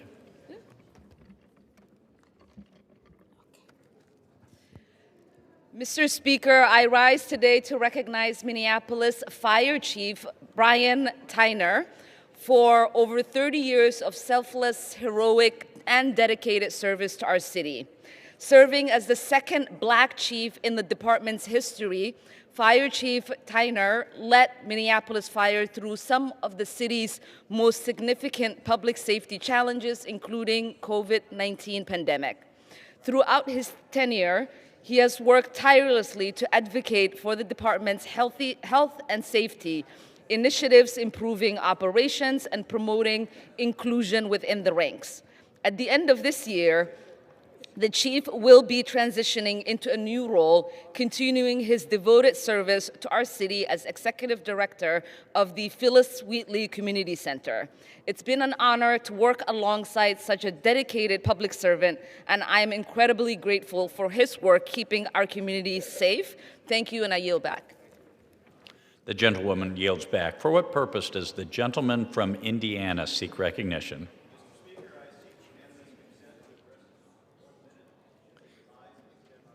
Without objection, the gentleman is recognized for 1 minute. Thank you.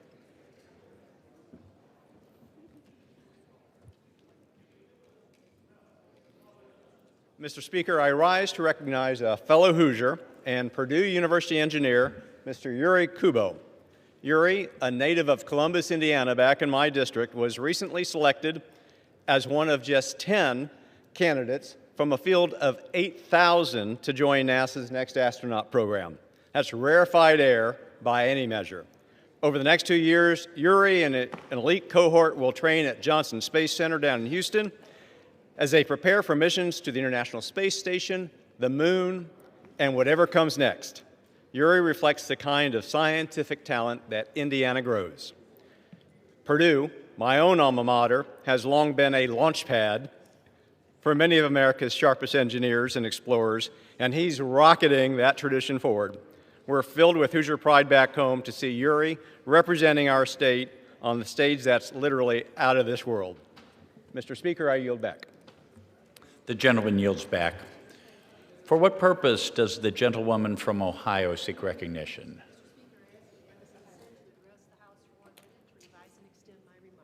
Without objection, the gentlewoman is recognized for 1 minute. Mr. Speaker, citizens nationwide and across our district are pushing back on AI data centers. They're concerned these facilities demand massive amounts of energy and water, driving up rising regional utility costs even more. How much more will our citizens be forced to pay for power and water? They have a right to know. Will our building trades be true partners in economic growth or just temporary labor while facing higher utility bills at home? And how many permanent jobs will these largely opaque facilities actually provide? Exactly which out-of-town interests will get the profits if these firms succeed? Residents across our region complain state and local approvals are moving too quickly. In Ohio, the crooked PUCO and Ohio's legislature have granted giant tax breaks to data centers, while local township officials remain in the dark about details. That's not fair. Ohioans know what secrecy and inside deals bring. First Energy scandals led to indictment, prison terms, and even suicides. Ohio State House corruption rewards big business and harms the public. The American people deserve to know how AI data centers will affect their communities. Public hearings must be more robust and factual, not merely road shows by proponents. Thank you, Mr. Speaker. I yield back. For what purpose does the gentleman from Georgia seek recognition? Ask unanimous consent to address the House for 1 minute to revise and extend my remarks. Without objection, the gentleman is recognized for 1 minute. Mr. Speaker, I rise today to recognize a rising tradition out of the University of Georgia, the fight against suicide. Born out of a student movement, this charity boxing event was created to spread mental health awareness, particularly among young men. What began in Athens now spans across 8 universities, with the proceeds benefiting the Sam Asbury Foundation in Atlanta, Georgia, and other local charities. Sam Asbury was a proud graduate of the University of Georgia and a die-hard Bulldog. He lit up every room with his smile and unique sense of humor. No one knew of the pain and battles he faced daily. Tragically, in 2021, Sam lost a silent struggle. His story is a powerful reminder to check in with your friends and with your family. To Sam, though you left us too soon, your kindness, and the life you lived are inspiring change. I thank the students at the University of Georgia for their leadership in suicide prevention and for starting conversations that can save lives. Thank you, Mr. Speaker, and I yield back. The gentleman yields back. For what purpose does the gentleman from New York seek recognition? Mr. Speaker, I request unanimous consent to address the House for 1 minute and to revise and extend my remarks. Without objection, the gentleman is recognized for 1 minute. Thank you, Mr. Speaker. I rise to recognize two members of the Westchester County Board of Legislators who will each be leaving office at month's end, as they have completed 12 years in their positions and have reached their term limit. The Honorable Ben Boykin of White Plains and the Honorable Catherine Parker of Rye. They have provided exemplary service to their districts and beyond to all the residents of Westchester County. Ben Boykin is a financial professional who previously served on the White Plains School Board and is councilman and president of the White Plains Common Council, and since 2014, legislator for the 5th County Legislative District, White Plains, Scarsdale, and West Harrison. He served 2 terms as chair of the county board, as well as chair of important committees, and more recently as president of the New York State Association of Counties. Catherine Parker has owned her own retail business on Purchase Street in Rye, served as leader of her co-op apartment board, and for 6 years as Rye City Councilwoman. She was a majority leader of the Board of Legislators and has been the author of major environmental legislators representing the 7th District, Rye, Mamaroneck, Larchmont, and part of Harrison. Both Ben and Catherine will be bringing their public service skills to new challenges, but we salute them for their legislative accomplishments on the Westchester County Board of Legislators. Thank you, Mr. Speaker, and I yield back. For what purpose does the gentlewoman from South Carolina seek recognition?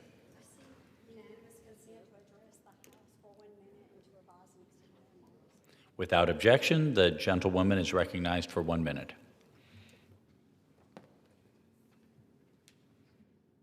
Mr. Speaker, Anderson County is facing a heartbreaking reality. 55 suicide deaths this year alone, the highest number ever recorded, and 55 families are shattered and a community is left grieving. The pain reaches across South Carolina's 3rd District and across America. Having counseled hundreds of patients, and as a psychiatric mental health nurse practitioner, I've seen what suffering looks like when it hides behind a smile. We often notice the physical scars, but we miss the wounds below the surface, the inward scars, the ones that ache in silence. We don't like asking the hard question, are you thinking about ending your life? But we have to. I ran on the promise to help heal our nation, and that healing starts with the unshakable belief that every single life, every soul is created by God and with a purpose. If you're someone who's hurting right now, please reach out. You are not alone. You are seen, and you are loved, and you are worth it. And I yield back. The gentlewoman yields back. Under the Speaker's announced policy of January 3rd, 2025, the gentlewoman from Illinois, Ms. Ramirez, is recognized for 60 minutes as the designee of the minority leader. Mr. Speaker, I ask unanimous consent for all members to have 5 legislative days to revise and extend their remarks and include extraneous material on the subject of my special order hour. Without objection. Thank you, Mr. Speaker. Mr. Speaker, as a Chicagoan, I know firsthand the terror that Trump's mass deportation agenda and Department of Homeland Security's immigration raids are having on our communities. You see, my constituents, they've been surveilled, they've been threatened, they've been tear gassed, they've been hit with pepper balls, they've been shot, they've been subjected to warrantless arrest, rammed with Department of Homeland Security vehicles, kidnapped and disappeared. And people keep asking us why DHS agents are allowed to behave this way. Why isn't Congress doing something about it? Well, let me start by saying DHS was intentionally established with an overbroad mission, and some would argue unchecked power. Yet Republicans have expanded that power with a blank check and unlimited personnel. And Trump, with his authoritarian tendencies, his power grabs, his overreach, and his willingness to shamelessly use DHS as his own force of terror, is only making visible what so many communities have already known to be true. that terrorizing is the point. Violating our rights is the point. That fear is the point. You see, creating a public enemy is meant to convince Americans to sacrifice our freedoms for the promise of security. But let me be very clear. Nothing that the Department of Homeland Security is doing is making us any safer. In this moment, under Secretary Noem, under Donald Trump, DHS has become the single greatest threat to public safety. You see, DHS agents are using chemical weapons on protesters and bystanders at least 49 times across 18 incidents in Chicago and suburbs since October 1st. Bovino and CBP agents are violating court injunctions and agency rules. They're lying in court about incidents where civilians have been put in danger. The government alleged that Marimar Martinez used her car to assault and impede federal law enforcement. But then, federal prosecutors filed a motion to dismiss their own case. Why? Because while she didn't assault the agents, they did shoot her 5 times, and then they went on and they bragged about it. You see, President Trump and DHS are lying. They're acting with impunity. They're rejecting checks and balances. They're ignoring Congress and the courts. And here's my question to this House. If DHS cannot be held accountable, if we're obstructed from conducting oversight, if they are systematically undermining our civil rights and perpetrating violence in our communities, what, in fact, is Congress' responsibility? You see, the answer is clear. We must strip away every tool that they're using to terrorize us, starting with the taxpayer dollars that they're using to harm Americans. And so today, in our special order hour, I'm going to be yielding to my colleagues who will highlight stories of victims of Trump's enforcement overreach, discuss our ongoing work to hold the administration accountable, and uplift how we are pushing back against the abuses of this president, of Secretary Noem, and the entire administration. With that, Mr. Speaker, I would like to yield 5 minutes to the gentle lady from Washington State, Congresswoman Pramila Jayapal.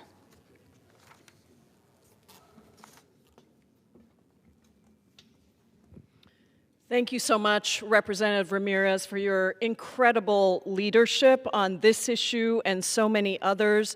Thank you to the Congressional Progressive Caucus for the Special Order Hour and to the Hispanic Caucus for all the work that has been happening at this very, very serious moment in time. I stand here as the top Democrat on the Immigration Subcommittee on the Judiciary Committee. And I have been conducting shadow hearings both here in D.C. and across the country.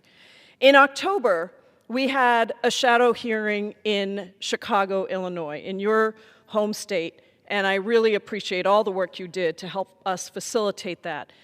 We had 18 members of Congress from all over the country come to that shadow hearing, and it was the largest act of congressional immigration oversight since Donald Trump took office. What we heard was alarming, and I have worked in this space for a very long time. Border Patrol Commander Gregory Bovino and his rogue immigration agents are terrorizing everyone, regardless of immigration status. We heard from an active duty service member, someone who has put his life on the line for this country, heartbroken because he had to fly back to this country because his father had been deported, was gone before he even got back from his deployment. And he said, I have put my life on the line for this country, and my father, who has done nothing wrong, was deported. It was outrageous. On Halloween weekend alone, Bovino deployed tear gas in a residential neighborhood as children were gathering for a Halloween parade. Border Patrol agents dragged a 67-year-old U.S. citizen from his car, breaking 6 of his ribs, while children in Halloween costumes watched in horror. And what was his crime? Turning down a street to get home. That's what he did. Bovino then went south to Charlotte, North Carolina, to continue his reign of terror. Masked agents raided a church, Charlotte Mecklenburg school records show that over 27,000 students were absent the first school day following Border Patrol's arrival in the city. One U.S. citizen reported Border Patrol tried to arrest him twice within 5 minutes.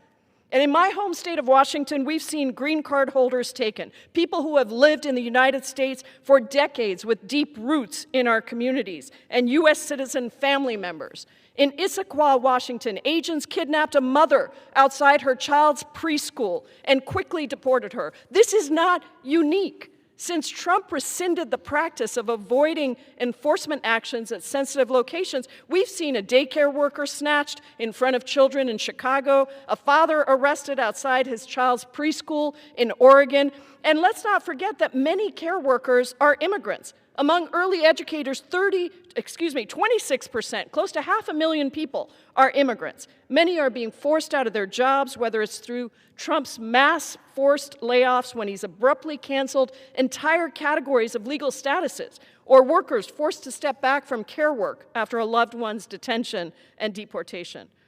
Trump's assault on our communities is not possible without the U.S. immigration incarceration system. Since Donald Trump took office, people in detention have skyrocketed to unprecedented levels, with over 66,000 people incarcerated in immigration facilities. ICE plans to increase its capacity to detain to an average of 107,000 people by the end of the year, using $45 billion that was in the Republicans' big bad betrayal bill.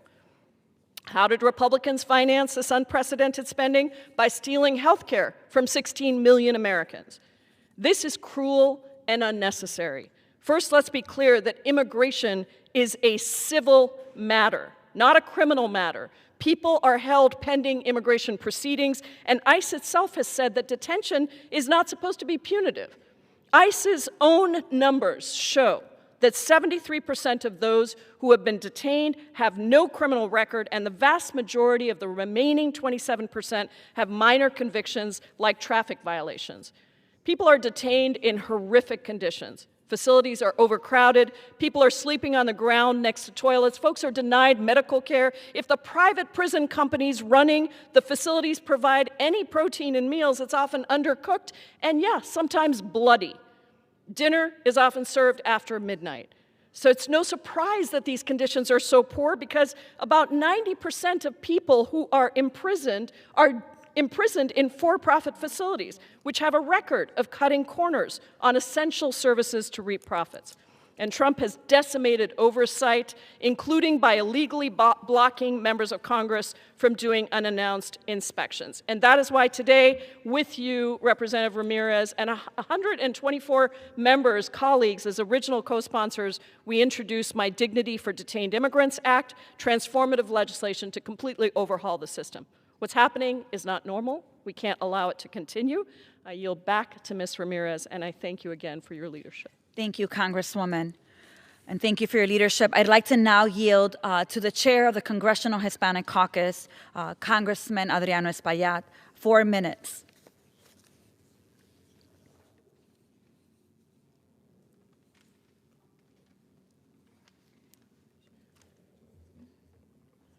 Thank you, Congresswoman Ramirez, for your leadership in this special hour. And thank you to the Congressional Progressive Caucus, as well as the Congressional Hispanic Caucus, and all the other members associated with this special hour. Mr. Speaker, I rise today to forcefully speak against the Trump administration horrific ICE abuses, far beyond an overreach on the immigrant and Latino communities across the country. Back in New York City, my community is being assaulted, and we are hearing of the fear every single day. Fear has a way of settling into communities and making sure they don't move forward. So we must break with the fear. Just recently, a video surfaced from 26 Federal Plaza in New York City that showed a distraught woman violently violently shoved to the ground, thrown to the ground, slammed through the ground by an ICE officer as a young daughter tried to assist her. The woman was unarmed, nonviolent, and posed absolutely no threat to anyone. According to a recent investigation, more than 170 U.S. citizens have been detained by immigration agents in recent months. U.S. citizens, people that often are telling these officers that they are a U.S. citizen and are disregarded and pushed aside, handcuffed, detained for hours. Many reportedly have been kicked, dragged, and detained for days. As of November 2025, ICE has detained 65,135 people, and roughly 73.6% of them have no criminal conviction.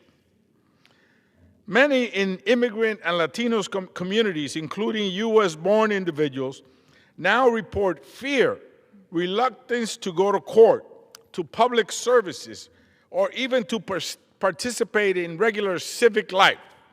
The violent incident in 26 Federal Plaza is not an isolated lapse. It reflects a much broader policy of aggressiveness, unaccountable enforcement, with little transparency and no due process. We must demand accountability, transparency, and protection of civil rights to ensure enforcement respects due process and human dignity. The American people are seeing the reality of this enforcement, fear, brutality, and injustice. They will not stand for it. Congresswoman Ramirez, I will echo again what I said in Chicago during the hearing that we had there.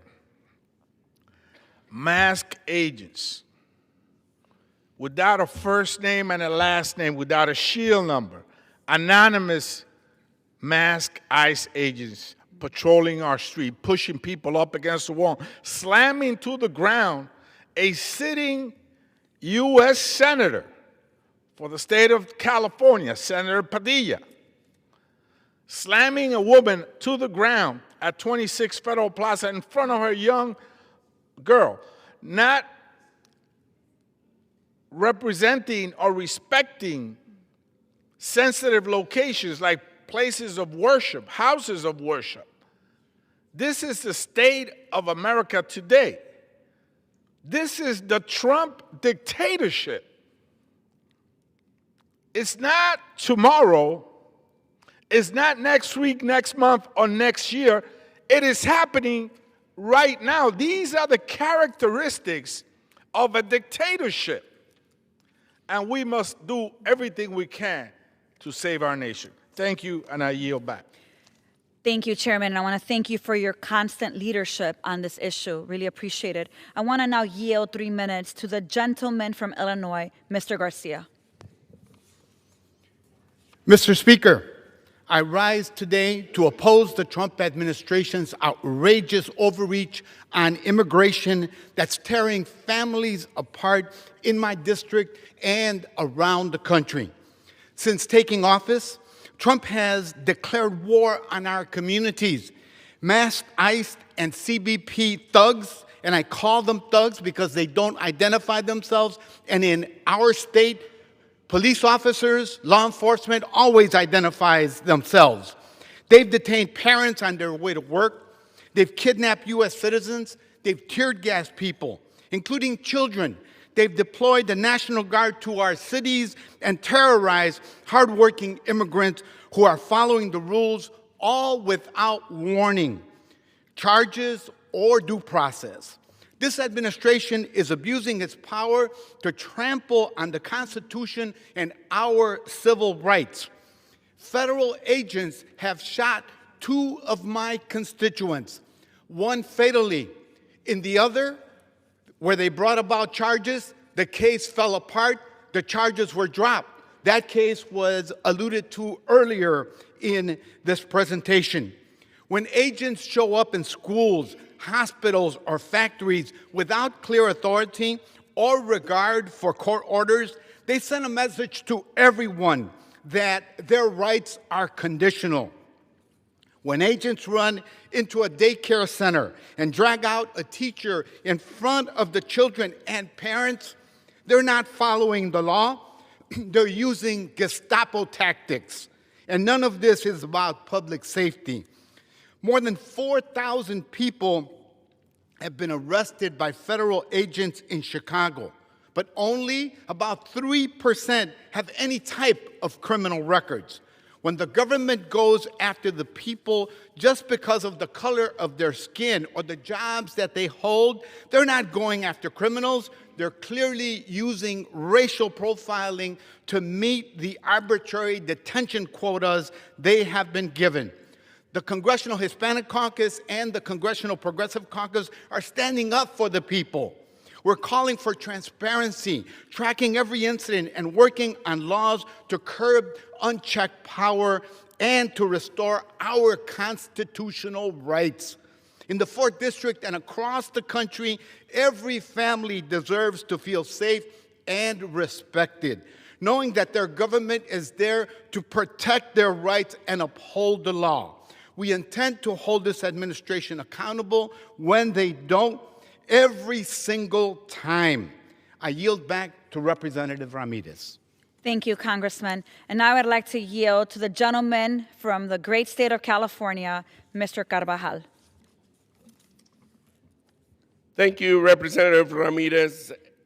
Mr. Speaker, I represent California's Central Coast, where close to half of our residents are Latino, and where farm workers are essential pillars of our community. Since Trump's return to the White House, our community has experienced an unprecedented level of chaos, fear from ICE raids, and family separations. I witnessed one of these raids myself in Carpinteria, California, where ICE agents unleashed a disproportionate show of force. What I saw was completely unacceptable.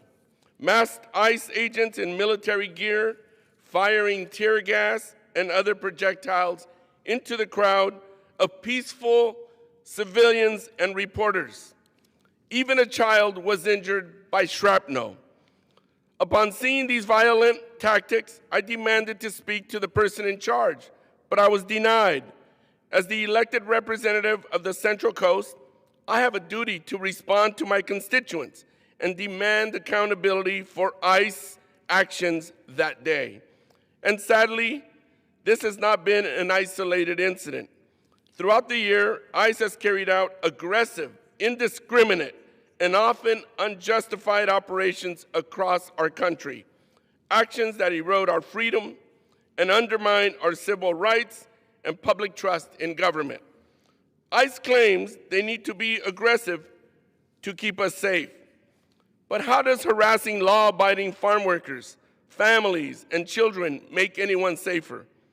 While I agree our immigration system is broken, cruelty is not the solution. Harassment is not reform. We must continue to shine a light on the Trump administration's abuses. We must enact legislation that holds ICE accountable and builds a fair immigration system. Because at the end of the day, this is about who we are as a nation. True reform is possible, and I will keep fighting to make it happen. Thank you. I yield back. Thank you, Congressman. And we have a number of colleagues that are wanting to speak today, so I'm going to try to implore the 3-minute rule here. I would like to now yield to the gentle lady from Oregon, Congresswoman Salinas, for 3 minutes. Mr. Speaker, I rise to call out the inhumane treatment of immigrants and people living on American soil. Individuals are missing from work, children are skipping school, and people are too afraid to leave their own homes because Trump has ordered his administration to arrest immigrants at any cost. This manufactured chaos has resulted in ICE vigilantes arresting U.S. citizens and even children. My own constituents have had to endure this horrific trauma across Oregon's Willamette Valley. Last week, I visited the Tacoma, Washington ICE detention facility to visit constituents and to conduct oversight. I wanted the opportunity to see for myself the facility, to understand what my constituents are being put through. I gave ICE their 7-day notice of my arrival as they had requested, but I knew I would get a sanitized version of the privatized prison I would be shown. But the alternative would be to drive 3 hours, and then they would turn me away. The goal was to meet with my constituents and their attorney and get a tour of the facility. When I asked about the detainees not being able to access medication, facility officials told me that the detainees often lie about the lack of access to medical care. They claimed anyone could get access to medical care that they need. However, I know of at least one of my constituents who was detained and was not able to access their heart medication he needed. He went 2 weeks without his life-saving heart medicine. Why would anybody lie about that? Their heart medicine. He had no reason to lie, but he did get it 2 weeks later when he was sent down to Texas. When I asked about the tuberculosis outbreak in the Alaska detention facility, ICE claimed the news reports got it wrong. I questioned if similar outbreaks happened in the Tacoma ICE facility, and again, flat out lies. The attorney I spoke to afterwards told me, yes, there were outbreaks in the Tacoma facility. When I asked about detainees not being able to access their attorneys, facility officials told me, oh, there are tablets that they can access, there are lots of rooms. And when I was supposed to meet with my constituents on that same day, I was refused access to my own constituents and their attorney. So even with the full 7-day notice, the Tacoma ICE detention facility, the Department of Homeland Security, the GEO group, they couldn't get their story straight. They raised more questions than they could answer. The questions they did answer were lies, half-truths, and misleading at best. We should all be holding ICE, Homeland Security, and this administration accountable. It may start at our local or regional detention facilities, but it does not stop there. We must hold Tom Homan, Kristi Noem, and Donald Trump accountable. They must tell me why a 17-year-old U.S. citizen was arrested, traumatized, and suffered shards of glass in his eye when an ICE vigilante smashed in his driver's side window and arrested him, detained him first, and asked questions later. This is not justice. This is terror. But I have a voice. I have a voice for the people in my district. I have a voice for those who still believe in the United States is the land of opportunity, just as the Salinas family did in 1945. I will continue to conduct oversight and publicize the horrific acts of ICE. They cannot continue to operate in the shadows. We must all continue to speak out and hold those who have raised their hands and pledged their oath to the Constitution. We must hold them accountable, but they are failing miserably today. Thank you, and I yield back. Thank you, Congresswoman. Thank you for your leadership. I want to now yield to the gentle lady from North Carolina, Ms. Adams, for 3 minutes. Thank you. Thank you to the gentlelady for yielding, and thank you, Mr. Speaker. My community of Charlotte was under siege by the Department of Homeland Security's campaign of terror last month. They call it Operation Charlotte's Web. Border Patrol agents engaged in extreme racial profiling, excessive force, and brutal tactics, spreading fear in our community. Fear that shattered the car window of a U.S. citizen born in Honduras, throwing him in the glass-covered ground in handcuffs after he already identified himself to agents. Fear when more than 30,000 Charlotte-Mecklenburg students, 21% of the student body, were absent from school the Monday after the raids began because parents were terrified that their children would be victims of CBP's brutality. Fear as businesses shuttered their doors to try and protect their customers and employees from being wrongfully targeted by these federal agents. Cruelty was the point of their operation, but Charlotte never caved in to their cruelty. Citizens instead packed churches for training to empower themselves to respond to Border Patrol agents. Parents band together to safely get their children to school, and business owners patrolled the streets to protect their neighbors, their customers, and their employers. CBP's actions in Charlotte were deplorable and absolutely unacceptable. I've already reached out to DHS, demanded transparency on exactly what Border Patrol was doing in Charlotte. I'm still waiting for answers to my questions. But make no mistake about it, My constituents want answers. I do too. They deserve the answers, and I'm going to keep fighting for them. Congress must end these unlawful, un-American, and unnecessary raids on our communities. I yield back. I agree with you, Congresswoman. Thank you so much. And now I'd like to yield 2 minutes to the gentleman from Kentucky, Mr. McGarvey.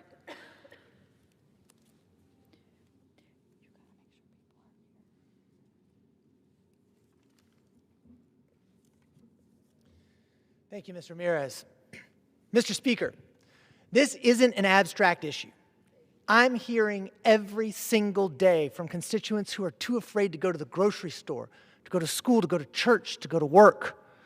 I'm hearing from nonprofits that are already stretched too thin, feeding our hungry neighbors, facing even more demand now that Trump is targeting food assistance and breadwinners are being snatched off the street. This is the impact of the Trump administration's cruelty. A year-long tirade against immigrants in this country that has blown way past just targeting violent criminals.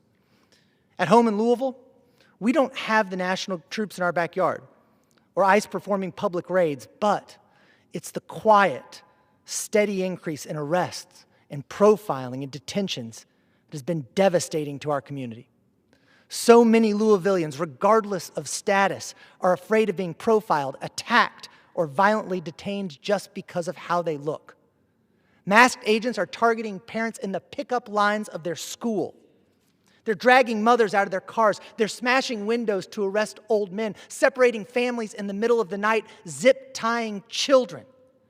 They're using immigration hearings and check-ins as setups and defying court orders. And then our neighbors are being shipped off to countries where they've never even been or held in detention centers with unspeakably inhumane conditions, with no due process, with no access to attorneys, no path forward.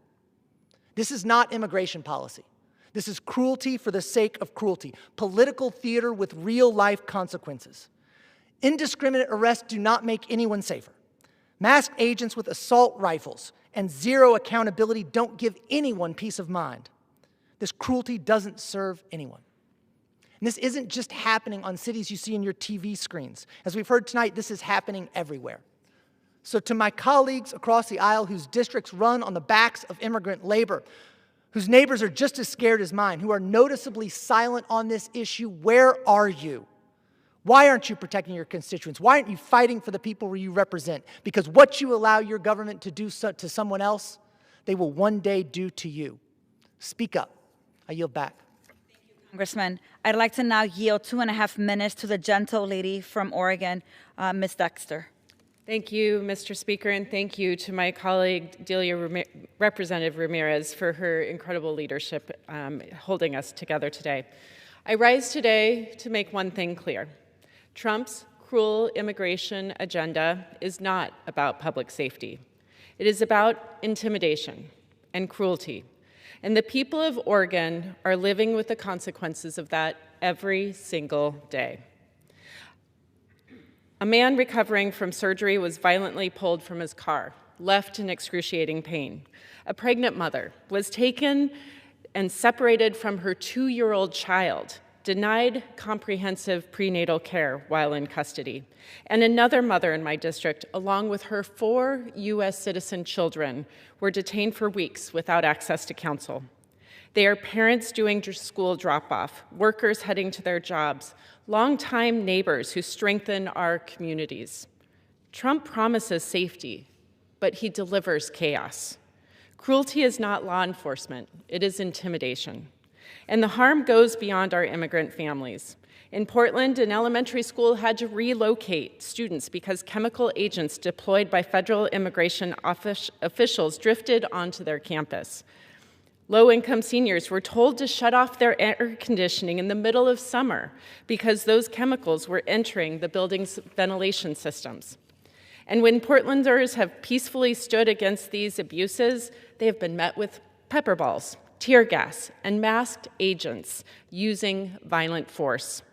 Once again, there is nothing about this agenda in the pursuit of public safety. It is federal power turned against the people it is meant to serve. Congress must reject cruelty as a tool of policy and restore humanity, transparency, and accountability. That is why I introduced the Restoring Access to Detainees Act with Senator Murphy. Every family should know where their loved one is being held. Every detainee must have easy, free access to call legal counsel. I also authored the Clear ID Act with Representative Crockett to ensure our community members are not approached or detained by unidentified federal agents. Without identification, there is no accountability. That is how democracies erode, and we will not allow it. Trump wants America to believe his cruelty makes us safer. It does not.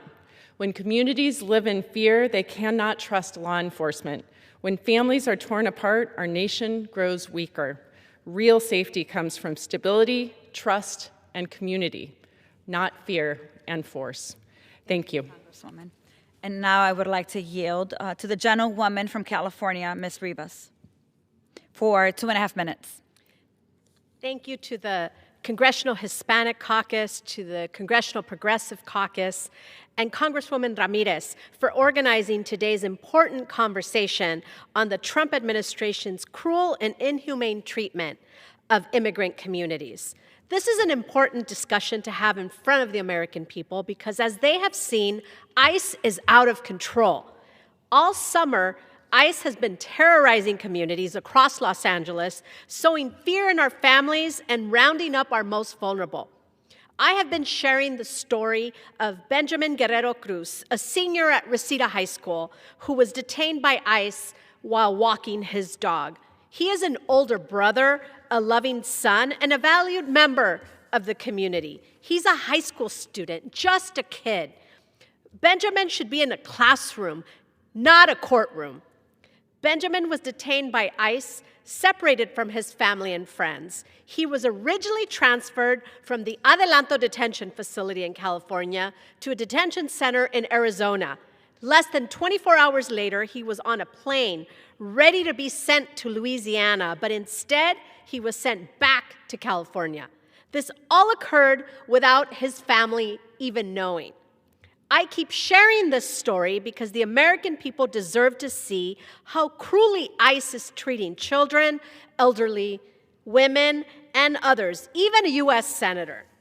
ICE is incapable of treating our most vulnerable with the respect that they deserve.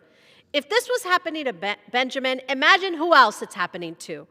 I have been urging ICE leadership to answer for their chaotic, inconsistent, and cruel decision-making processes that have torn apart families across the country. This is why I introduced the INFORM Act. My bill holds ICE accountable for the nightmare they are forcing families like Benjamin's to live through. Many immigrant families in my district do not know the whereabouts of their loved ones after they are detained by ICE. My bill respects the dignity of immigrant families and promotes government transparency. With my Hispanic Caucus and Progressive Caucus colleagues, I will continue showing up to detention facilities and working with my colleagues to hold ICE accountable, promote government transparency, and respect the dignity of immigrant families. Thank you, and I yield back to Congresswoman Ramirez. Thank you, Congresswoman. And now I'd like to yield to the gentleman from California, Mr. Gomez, for 2.5 minutes. Thank you so much. Trump's unhinged immigration raid started in downtown Los Angeles, in my congressional district, not targeting criminal, quote-unquote, immigrants that he promised that he would go after, but targeting anybody that looked like me, looked like my colleagues, looked like my family members, looked like the people that live in Los Angeles. I don't know any MS-13 members, gang members, that work at a car wash or as day laborers. That's where he was targeting, not focused on people he said he was going to go after.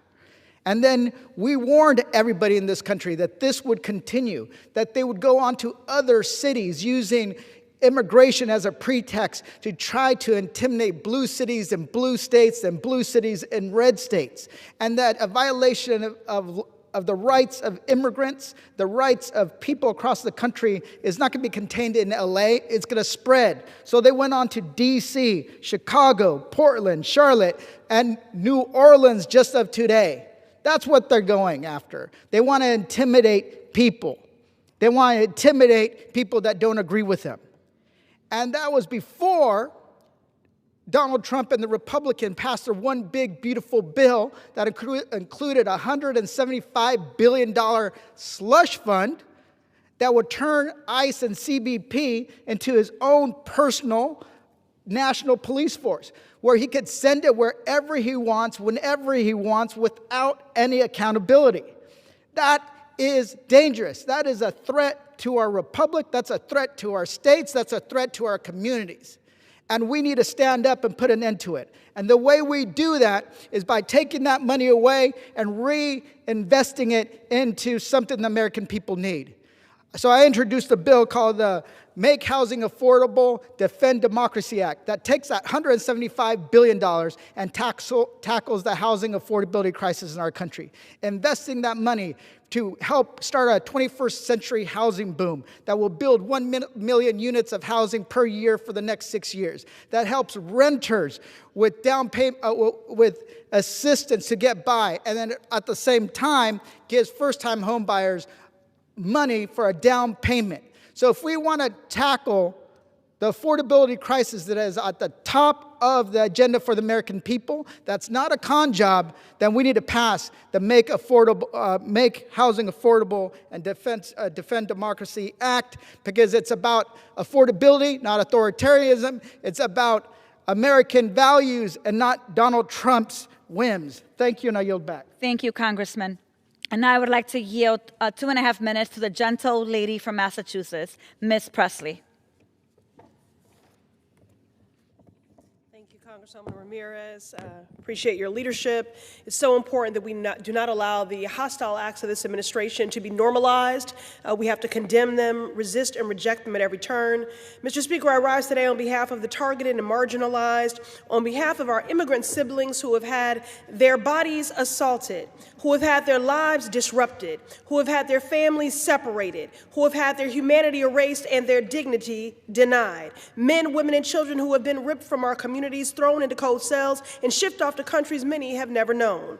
The Trump administration would have you believe that they are pursuing hardened criminals. Yet according to ICE's own data, 85% of the people detained in Massachusetts, my home state, have no criminal record.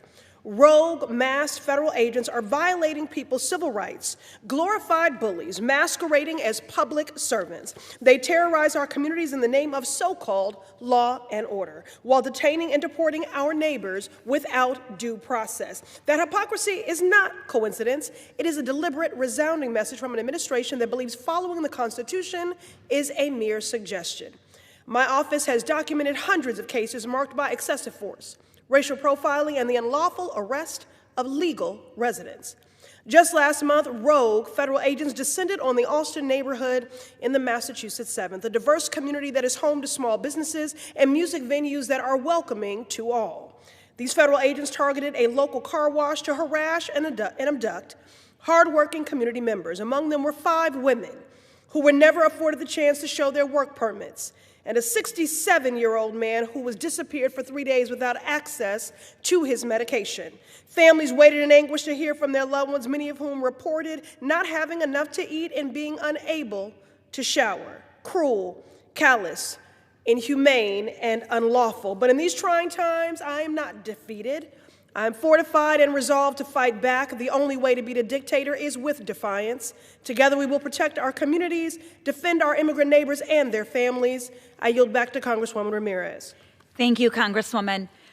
As you can hear from my colleagues here, we are living the reality of this nightmare across the country, and that is why we're here to push back. I want to yield 2.5 minutes to the gentlewoman from New York, Ms. Clark. Thank you very much, Ms. Ramirez. I appreciate your leadership in this moment. Mr. Speaker, I rise on this day in opposition to the vicious, violent, unconstitutional, and illegal war Donald Trump and his administration continue to wage against our immigrant neighbors. On the President's orders, the Department of Homeland Security and its agents of hatred have taken unprecedented and unthinkable and abusive control over the lives of immigrant Americans. His goon squad has broken up families, torn communities apart, and committed atrocities equal only to the worst sins in the history of our nation, and with extra sins to spare. Refugees, asylum seekers, and countless other people desperately seeking any semblance of safety beyond our shores have only found more pain here in the land of the free and the home of the brave. Even our neighbors with citizenship have been targeted in this campaign of hatred. In fact, more than 170 U.S. citizens have already been wrongfully detained under this administration, some held for days, many subjected to brutality just for brutality's sake. It pains me to know and to say that 4 of these citizens were arrested during ICE's crackdown in New York City's Canal Street. It is disgusting, unconstitutional, and uncivilized. No matter how desperately he wishes it weren't, I have news for the president. New York City will always be a sanctuary to the oppressed and the powerless, as will other communities like ours across this nation. Our doors will always be open to those seeking refuge and safety, no matter how deeply they try to dehumanize immigrant Americans. The people of this country know full well where the inhumanity lies. The president and his masked agents of violence and hatred have seen to that. So let me say to Congresswoman Delia Ramirez, thank you so much for your leadership, for your truth-telling, for your standing up, and to all of my colleagues of the Progressive Caucus. We are on the right side of history, and this history that we are experiencing right now, this era, will go down in infamy. With that, I yield back. Thank you, Congresswoman, and thank you for all of your leadership. I'd like to now yield 2.5 minutes to the gentle lady from Hawaii, Ms. Takuda. Thank you. Mr. Speaker, 80 years ago, over 120,000 Japanese individuals were stripped of their rights and forced into barbed wire camps because of the way they looked and the language they spoke. My great-grandfather, my Gigi, was one of them. He was taken from his home on Maui and imprisoned, not for anything that he had done, but for who he was. We said then, never again. Yet here we are today. Now the very sites where Japanese American families were incarcerated have been reopened. Fort Bliss, a World War II internment camp, is now the nation's largest immigrant detention center. To add insult to injury, the Trump administration is using the same law, the Alien Enemies Act, that was once used to imprison Japanese Americans, to detain and fast-track deportations with zero due process rights. And while this administration insists it is targeting dangerous criminals, we know that more than 73% of those in ICE custody have no criminal convictions at all. This administration is also intentionally dismantling legal pathways and stripping people of lawful status so they can be deported, just as we saw on Kauai recently, where a raid that swept up 44 people ended with 6 Venezuelan men who were legally here seeking asylum, self-deporting after the administration revoked temporary protected status for their country. To anyone who thinks this could never happen to me, consider this. 2/3 of the Japanese imprisoned in camps were American citizens. Their children, like my grandfather, serving in the United States military in defense of a country who saw them as the enemy. Today, American citizens are also being rounded up once again, stopped and detained simply for the way they look, by officers who face no accountability. United States military veterans picked up, detained, deported. What we are witnessing is a slow, methodical erosion of citizens' rights and a cold indifference towards treating entire communities as national security threats. We are in the midst of history in the making, and history has already shown us the dangers of what this country can do when given unchecked, unfettered immigration authorities. So I ask my colleagues on all sides of the aisle, how much are we willing to tolerate before we say enough is enough? 80 years later, this nation still reflects with shame at what it did to our Japanese American families. We apologize, we vowed to learn, we vowed to do better, and we have failed. Nidoto nai, my colleagues, nidoto nai. I yield back. Thank you, Congresswoman. Enough is enough. And to talk more about how enough is enough, I would like to yield 2.5 minutes to the gentleman from California, Mr. Vargas. I thank the gentlewoman, and enough is enough. Mr. Speaker, I rise today to join my colleagues in sounding the alarm of Trump's out-of-control immigration crackdown.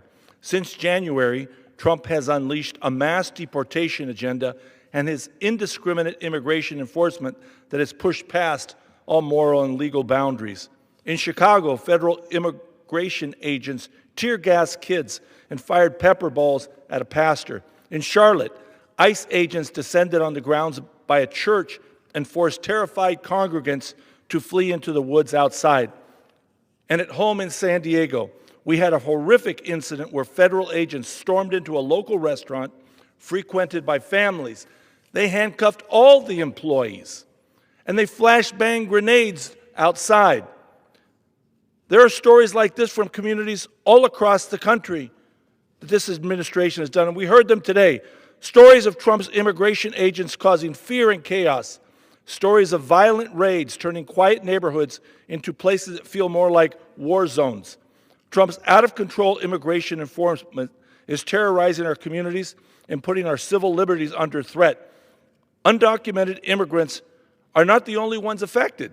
It is also harming U.S. citizens, people with legal status, and those who have been here for decades contributing to our country. We cannot turn away. We cannot be silent. We must continue to fight against these abuses. Communities deserve policies that protect families, protect peace and safety, and uphold rights. And I want to thank the Catholic Church. I want to thank the bishops for their courageous, unwavering support for the immigrant community in our country. And I ask all other religions and leaders of faith to come forward. Why are you silent in this shameful moment?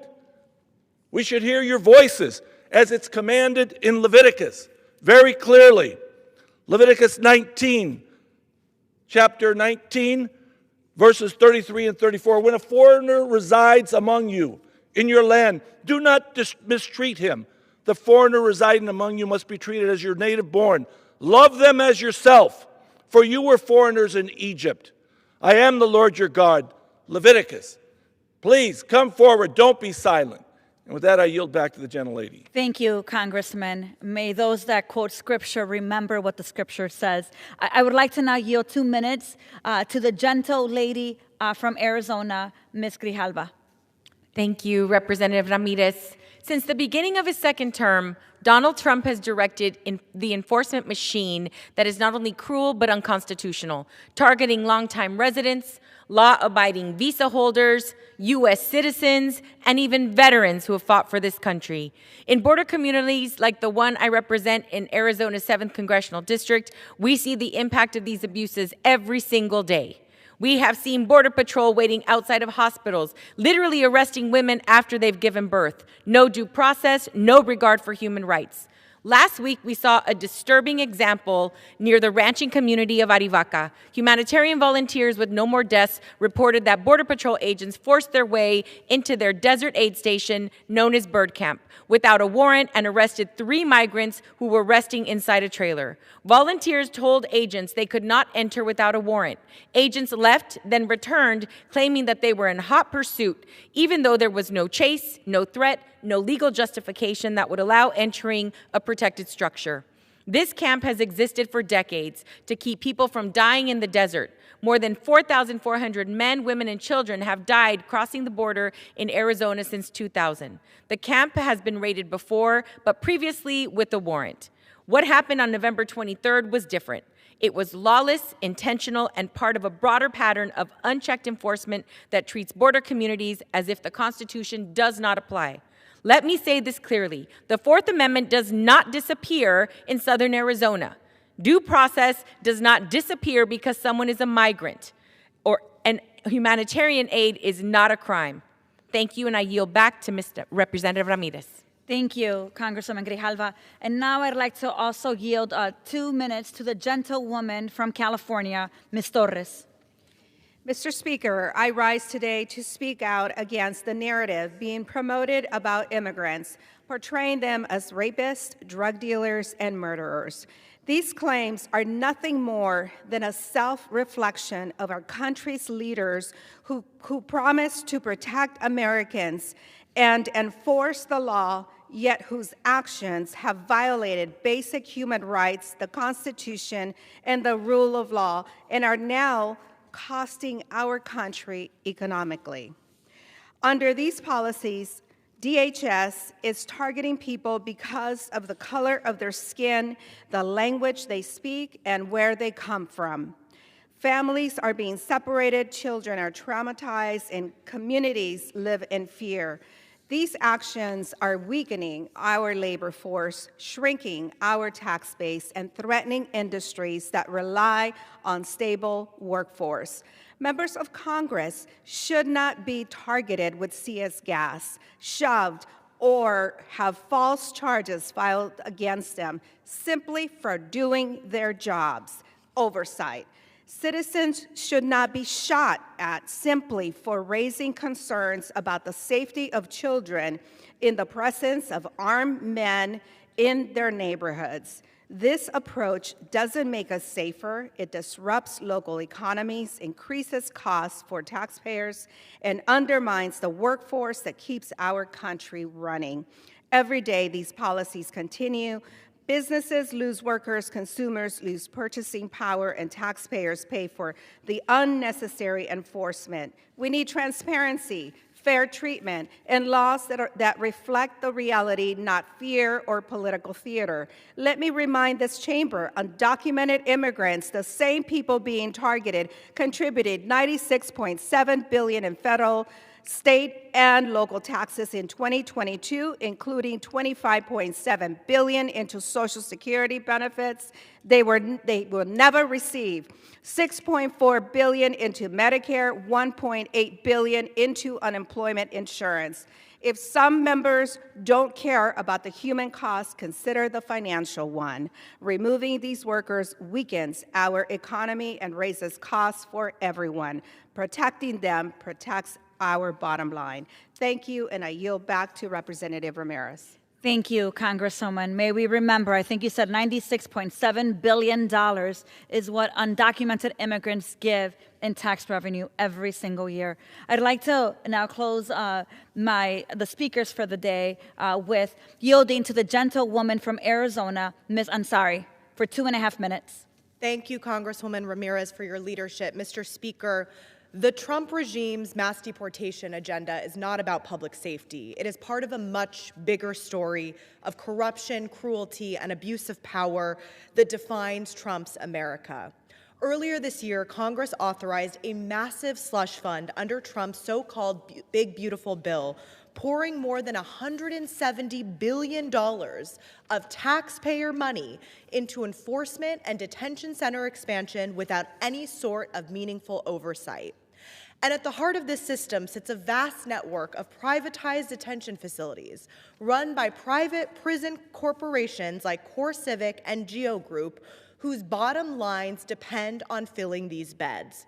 These companies are awarded government contracts worth billions of dollars, yet their facilities are notorious for cutting corners on health care, on food, and safety in order to maximize shareholder profits. I have seen this firsthand at the Eloy Detention Center in Arizona, run by CoreCivic. I've talked to dozens of women who have been detained there. They've shared with me their testimonies about lack of clean drinking water, lack of air conditioning during Arizona's extreme heat, racist, inhumane treatment, and of course, my constituent, Yadi, who is a green card holder who has leukemia, has been detained there and refused access to an oncologist for 6 months until direct outreach from our office and the community's input as well. And this is all, again, all about shareholder profit. CoreCivic, for example, had a revenue of $530 million during the second quarter of this year alone, an almost 10% increase from 2024. Meanwhile, Geo Group's chairman said Republicans' new slush fund for ICE would provide, quote, unprecedented growth opportunities. CoreCivic CEO Damon Hinninger stated in shareholder calls that this is a, quote, pivotal moment, and that business is perfectly aligned with demands of this moment. That is disgusting. Donald Trump's cruelty against immigrants has transformed human misery into both a political spectacle and a business model. The more people that are detained, the more money private corporations make, and the more campaign contributions and political power flow directly back to Donald Trump and those who fund this system. This is Trump's corruption machine, turning our immigration system into a play-to-pay racket for his donors. Meanwhile, families across the country are paying the price. Parents are torn from their children, leaving households and communities economically devastated. Taxpayers in this country are footing the bill for a system not designed to keep us safe, but to funnel money into the pockets of a powerful few. It does not have to be this way. We can invest in alternatives to detention centers that are proven to be more humane and effective. We can end blank checks for ICE and stop the privatization of immigration detention centers once and for all. And we can finally reject the lie that Trumpian cruelty is security, because in America, our safety should never come second to a billion-dollar corporation's profit. Thank you. Thank you, Congresswoman. Look, in the last minute or two left, I want to say this. The bottom line is this. What is happening today in our communities is not an accident. It's not new. DHS is not rogue. From its establishment, DHS has always been empowered to violate our rights under the pretense of securing our safety. It is why they wear masks, why they refuse to wear badges, why they won't identify themselves, and why they resist oversight and accountability. They were designed to operate in a shadow and secrecy because they are waging a war against the American people. You may not know it because they just haven't come for you yet. But Trump's authoritarian fascist tendencies, his power grabs, his overreach, and his willingness to shamelessly use DHS as his own terror force is only making visible what so many communities have already known to be true.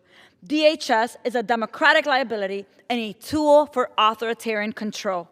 Nothing that DHS is doing is making us any safer. And Americans, frankly, they're done. We see through the lies. We cannot assure our security by sacrificing our humanity, our dignity, or our liberty. We have seen what DHS can do with its unlimited resources and unchecked power, and we say enough. DHS has to be held accountable. So today, as you've heard the stories from my colleagues of Trump's immigration enforcement overreach, I want to encourage you to remember history and context. We brought DHS into this world less than 25 years ago. We can build a world without it as well. I want to thank my colleagues who joined today's special order on Trump's immigration overreach. We understand that true security is built by investing in people, and as members of Congress, we must actively build that world through policies that defend and expand our rights and civil liberties, not crush them. That is the work we must do, and we must resist the fear that would tell us that we must surrender our rights and forfeit our values in order to protect the little we have when we deserve so much more. With that, Mr. Speaker, I yield back. Thank you. I want to thank the good ladies for their spirited comments and remind members to refrain from engaging in personalities towards the president and to direct the remarks to the chair.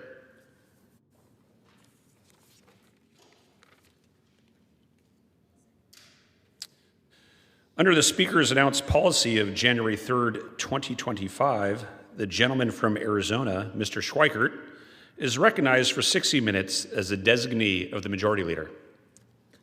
Thank you, Mr. Speaker Pro Tem. Let's begin with, I'm going to yield to Chairwoman Fox as much time as she may consume, and then we'll have some fun with math.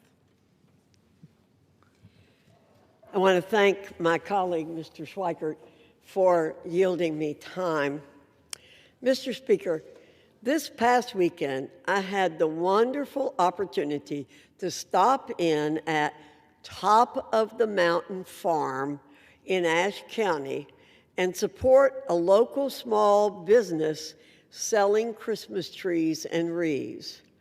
Becky and Bill Fairchild, the owners of this Christmas tree farm, were very welcoming, and I was so fortunate to meet their three daughters, Bailey, Brooke, and Blair, along with other members of the family during my visit. Western North Carolina, for many years, has produced impeccable Christmas trees that have been featured at the White House and are the most beautifully grown anywhere. The Fraser fir, the true Cadillac of Christmas trees, is what our area is known for producing. Christmas tree farms play such an important role in the economy of North Carolina, and I want to highlight them, especially during the Christmas season.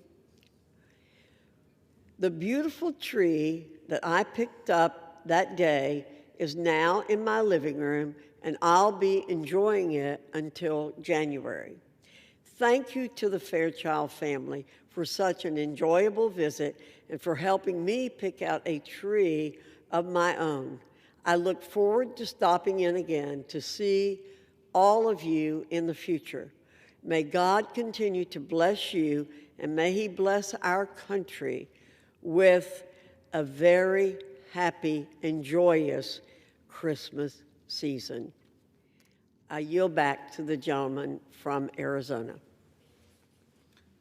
Thank you, Chairwoman Fox. All right.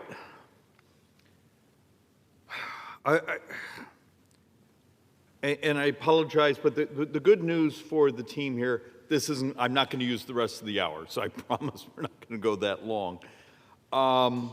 And that's the only happy part of this I have for you, because I thought I'd actually use this week, I would come and show you all the creative ideas we have to take on debt and deficit and get wages growing. But we had an incident today where the Budget Committee was inviting members in to come and sort of give our priorities. And my comments to the Budget Committee, because I brought them some work that's been done by the Joint Economic Economists. It's one of my only joys I have here anymore, is I'm blessed to chair the Joint Economic Committee. So I have a handful of PhD economists. And it turns out they're really good at math. And handed over saying, we need to tell the truth about math. Now, first thing, and I say this almost every week, and I beg for someone out there to hear it. Debt and deficits. We are buried in debt, but it's primarily it's interest and demographics. I'd love to blame the Democrats, and they want to blame us, but I've shown over and over and over and over and over, as a country, 40 years ago, our fertility rates started to fall. This year, and I'm going to show it on the boards, this year, we functionally have doubled the number of 65-year-olds as we had 20 years ago. But we have the same number of 18-year-olds. And next year it gets worse, and the year after that it gets worse, and the year after it gets worse. But yet we built Social Security and Medicare and these things on a model that had population growths. So I'm only a third through the paper, so it's always dangerous coming behind the microphone and acting like you know what the hell you're talking about. But let's actually walk through. So this was brought to me by some of my economists. National Bureau of Economic Research. These are a number of folks from Cambridge, not Cambridge, England, Cambridge, Massachusetts. So, you know, little institutions hanging around there, you know, Boston University, MIT, Harvard, you know, apparently they're freaky good at math. But the headline here should actually make you pucker up. Why Italy may have a better fiscal shape than the US. And then you go in here and start to understand the punchline of this paper. And I'll do my best to describe this. But please, someone out there, is there anyone listening? It basically says, if we keep things the way they are, so current tax policy, spending policies, pension policies, to cover Social Security, to cover Medicare, to cover military retirement, to cover federal employees' retirement. This isn't building bridges. This isn't modernizing the military. This is just the retirement system of the United States will require 104%, 104% of the income of the next generation. So look, doing so requires leveling lifetime next tax rate exceeding 104%. So you need 104% of the next generation's income, 104%, not 100% of their income, 104% of their income to meet our pension healthcare obligations. Is that going to work? But we have the research.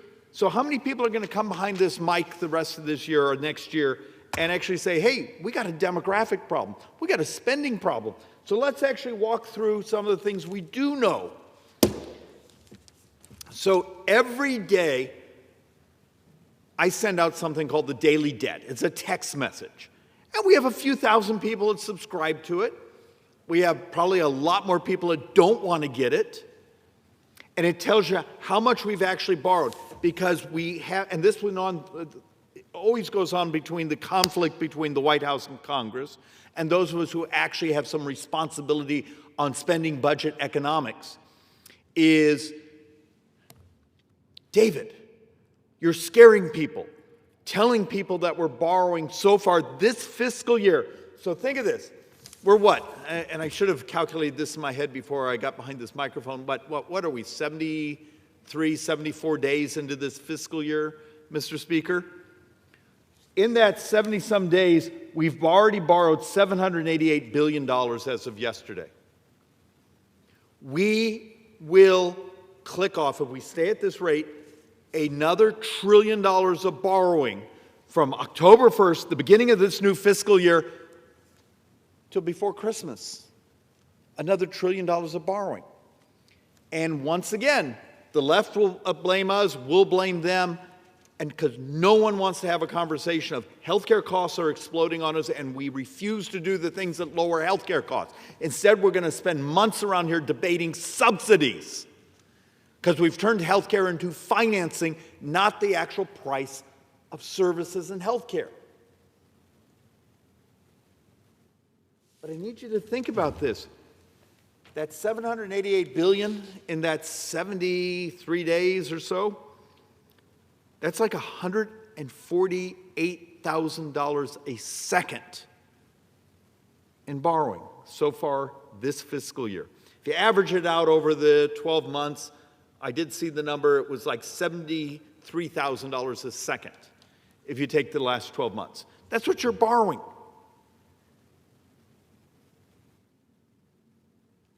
But don't worry, be happy, don't tell the truth. But yet, I've done presentation after presentation over these years saying in 8 years now, in 8 budget years, 30% of all of our tax receipts in this country go just to pay interest. If interest rates go up 1%,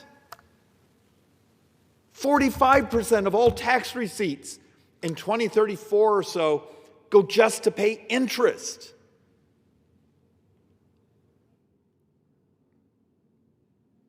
Yet the Congress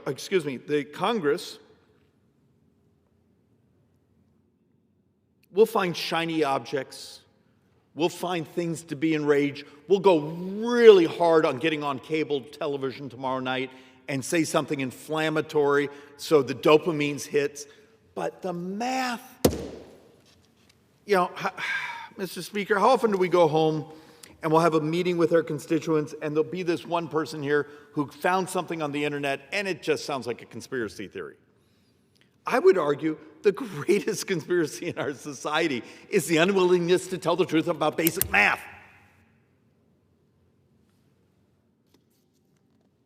So back to once again, so let's double down, which I'm told double down is actually saying when you have a good hand, so maybe it's not appropriate for this, what the outline of the report says. assuming the current generation makes no contributions to reducing the U.S. fiscal gap, that basically means taxes, contributions, incomes stay on the track they're on. There's not suddenly much higher taxes or much further pay down. Newborns, so a newborn today, the new generation today, would pay 104% net tax rate. So 104% of their income would be required just to cover Social Security, Medicare, military retirement, federal pensions, railroad retirement pensions. Not the rest of government. Not a new building, not a new bridge, not the State Department, not the FBI, not the military. Just to cover our unfunded liabilities, Mr. Speaker.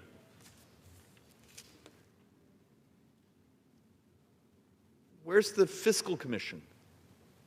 Where's the telling the truth that if we don't get our act together and adopt the technology, adopt the revolutions in healthcare, adopt the things that make our brothers and sisters healthier, adopt the things that actually raise wages,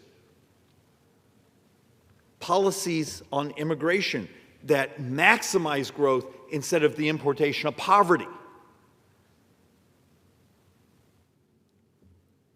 When you're being handed reports that say, if you actually look at the underlying math, you're worse than Italy. When Greece has a better credit rating, Greece right now can sell a 10-year bond cheaper than the United States. Greece can sell a 10-year bond cheaper than the United States.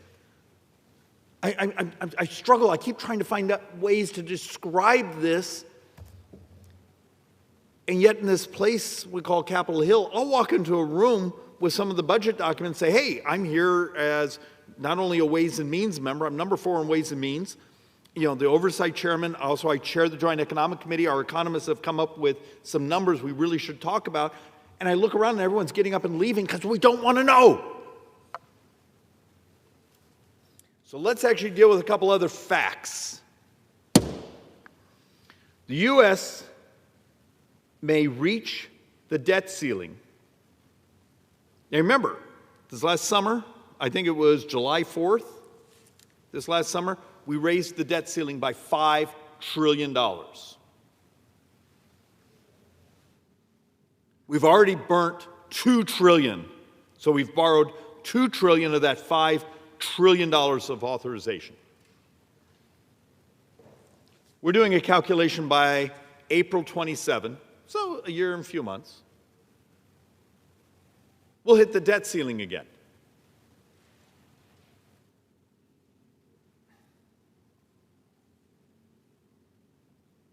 And remember, the debt ceiling is just the authorization to borrow what you've already obligated. You know, when you get the clown show, it says, you can't raise the debt ceiling. Okay, I can do that. Tell me the portion of government you want me to cut. Because this year, this fiscal year, for every dollar of taxes we take in, we're going to spend $1.43. I'm happy to work with you. Let's not raise the debt ceiling. Tell me the functionally half of government, because you got to understand the economic effects if you stop the spending. So what's the 50% of government you want me to cut tomorrow? Considering only about a quarter of U.S. spending is actually voted on by Congress.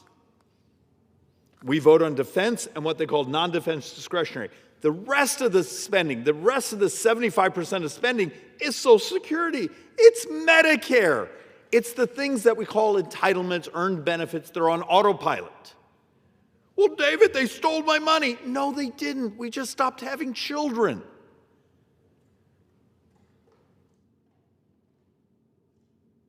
The number's a couple years out of date, but the average couple in America gets about $73,000 more from Social Security than they put in. It's a crap rate of return. But Congress, AARP, the union groups, back during the Bush administration, this was W, when there was a discussion of, hey, could we take maybe a small sliver and put it into markets? If we had done that 25 years ago, today's retirees, those moving into retirement, would be dramatically better off. Too late. Remember, we're only a couple more years and all the baby boomers are 65 and up. So the demographic curve is here.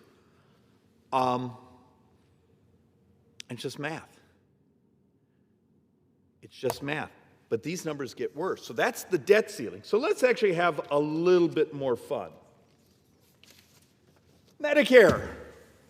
There's a trust fund with Medicare. You pay it on your FICA tax, your payroll tax. Except we have a little problem. We calculate in early August 2032, so 7-some years from now, the Medicare Part A trust fund is gone.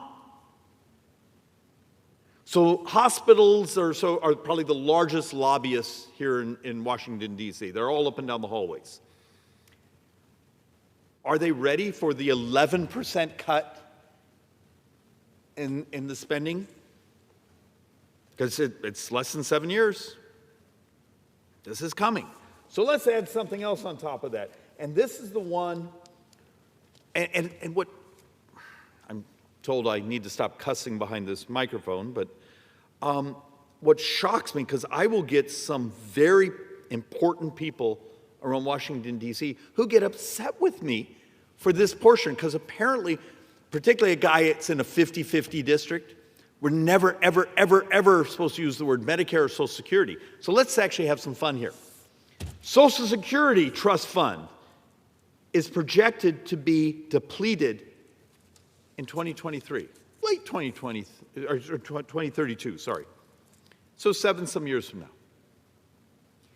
When this happens, we double the poverty of seniors in America. If you're on Social Security, you get a 24% cut in your check, and there's math and models out there. You will double poverty of seniors, and we will double the number of baby boomers on the street. Do these two things together, the trust fund for Medicare, the trust fund for Social Security being gone in 7 years, to capitalize it in, so that's happening in 2032. If you took 2033, and I'm sorry, but the dates are important, and said for that full year, we're going to just reach into the general fund. We're just going to use the general fund. It's over $600 billion. And then the next year it's bigger, next year it's bigger, next year it's bigger. So it's functionally like 60% of the entire defense budget just to make up that shortfall for that first year. You would think something this, to use my little girl's term, ginormous, would be a big deal around here.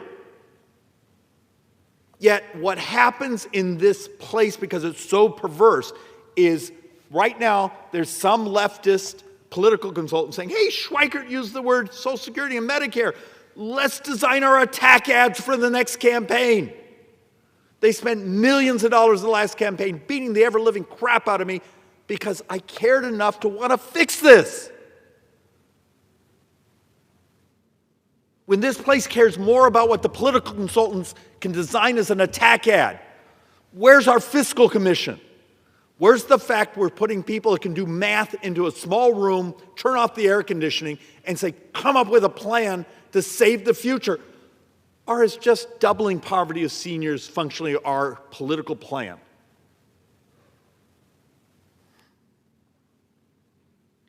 And when the left says, we're just going to raise taxes, I've done presentation after presentation on the floor here. I've shown the math. Every tax hike that the Democrats, so tax on Social Security, or excuse me, tax on capital gains, tax on income, tax on corporate taxes, you do all the entire, go grab the entire Bernie Sanders playbook. And we've had it scored. And you do its economic effects. And we do the maximum tax rate before the income, or for the tax receipts roll over. It produces about 1.5% of GDP of the economy. And I'm so sorry for the staff, because you've all heard me say this a dozen times. When you do the cuts, the actual spending cuts, and their economic effects, it produces about 1% of GDP. So what is that, 2.5%? If you do the borrowing we did from the trust funds last fiscal year, we borrowed almost 7.2, 7.3% of the entire economy. Does anyone see the problem? We borrow over 7%, but all the solutions of raising taxes, of cutting spending over here, come in at 2.5%. It's called a fiscal gap. But David, you're not allowed to talk about these things. We need to just pretend. What sort of pretending is there's going to be in 7 years when grandma gets a 24% cut in her check? When the hospital won't see her because they had 11% cut in their Medicare compensation, they no longer can afford to see seniors. This is coming. This is real. This isn't pretend. This isn't feelings. It's called math. And then you wonder why someone like me, please understand, I'm giving up. I've spent a decade and a half of my life behind these microphones, running around here, and actually producing actual legislation to fix it. And I can't even get my fellow members of Congress to co-sponsor the legislation just to take on fraud in Medicare Part C, let alone fix things. Because, David, it has the word Medicare, and we're not allowed to say that. I need to do a correction from last week, because I was going so fast at one point, I didn't describe this chart well enough. I was actually trying to just say, tax collections are up, but capital gains are up 64%. But remember, capital gains are only like 7%, where income taxes, so taxes on wages, are up 5.5%. That's amazing. But remember, income taxes are over half of all income into the federal treasury. So I wanted to conflate. I didn't want to say, hey, 64% of all tax collections are up because of capital gains. That's only the little sliver that's capital gains. But a 5.5% increase in wages is amazing. Problem is their spending's up like 9%. If we could just hold our spending flat, except our problem is our demographics. When every day, I think in this year, we have like 13,000 of our brothers and sisters turn 65. They've moved into their earned benefits. We made a social contract. But when, in 1990 or 91, when the fertility rates of the United States started to roll over pretty hard, we never built a model of saying, oh, heavens, what happens when you don't have enough young people? So let's make some more people mad with the truth. The customs duties, the tariffs, have actually been very helpful. They're important. I actually think we need to come up with a much broader scheme on international tax collections, particularly imports, and dealing with other countries and their value-added tax, we call a VAT tax, and how they arbitrage where they refund it when you export to the United States, but if we send them something, they attach their VAT back on. It gets a little confusing. We actually held a hearing today in Ways and Means on the international tax system, because if the Supreme Court, whether it be this month or in the coming months, changes the president's authorities on tariffs, maybe those of us in the tax writing committee should step up and do our job. But I need to tell you the truth about the math. So let's have a moment here. 2026, actually let's do 2025. So that's the chart here.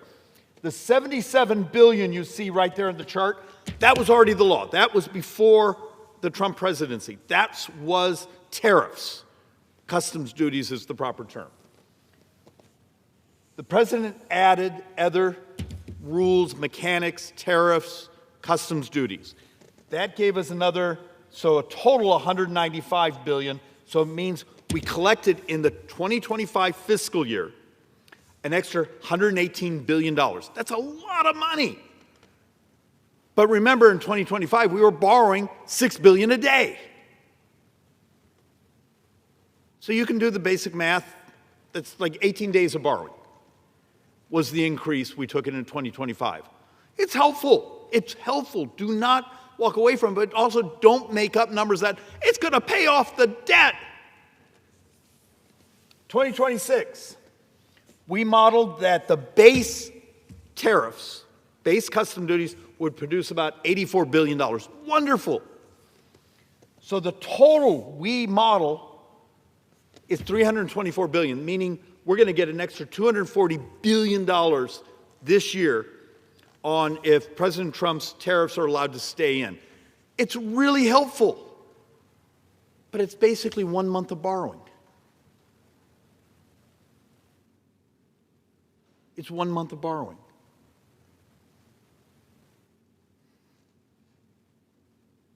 If you go on cable news tonight or cable talk and you say, you know, we're going to get a refund. Math is math. And I really wish this body would get better at telling the truth about it. So just a couple more boards, and then I'm going to give everyone back their life. And then I'll go home and deal with the angry text messages I'm going to get from people that don't like it when I tell the truth.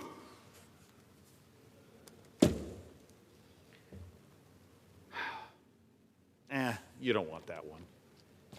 But it basically says CBO actually did some remodeling, and we calculate that total custom duties over the next 10, it's actually 11 year, it will bring in about $3 trillion. A lot of money. Very helpful. But you got to understand, over the next 10 years, what took us 240 years to build up in debt, we almost double in the next 10. So it's estimated by 2035, we're somewhere 63, 65 trillion dollars of debt. And you actually start to see this squeeze where publicly sold debt compared to borrowing from the trust funds goes, because we're depleting the trust funds, so there's less money to borrow out of them. So you almost, in 10, 11 years, the next 10, 11 years, we almost double what took us 240 years as a country to build up in debt. Yay. And here's the thing that's really hard to talk about, but you actually saw Elon Musk this last week saying, we got to have the productivity. We got to not be afraid of AI. I wish he'd also talk about synthetic biology and all the cures and the fact that, you know, we're curing diseases. The president did an amazing thing of getting the prices down on glutides, which we know obesity is almost 47% of U.S. healthcare spending. If we could cut that in half, could you imagine the growth of the economy, the family formation, the savings to the debt and deficits if we helped our brothers and sisters get healthier?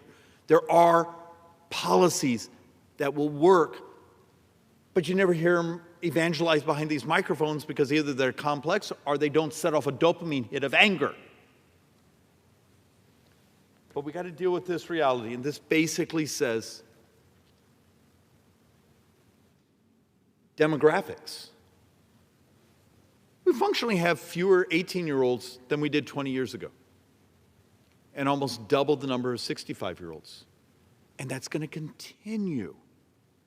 It's happening all over the industrialized world. We're actually in much better shape than so many other places in the world.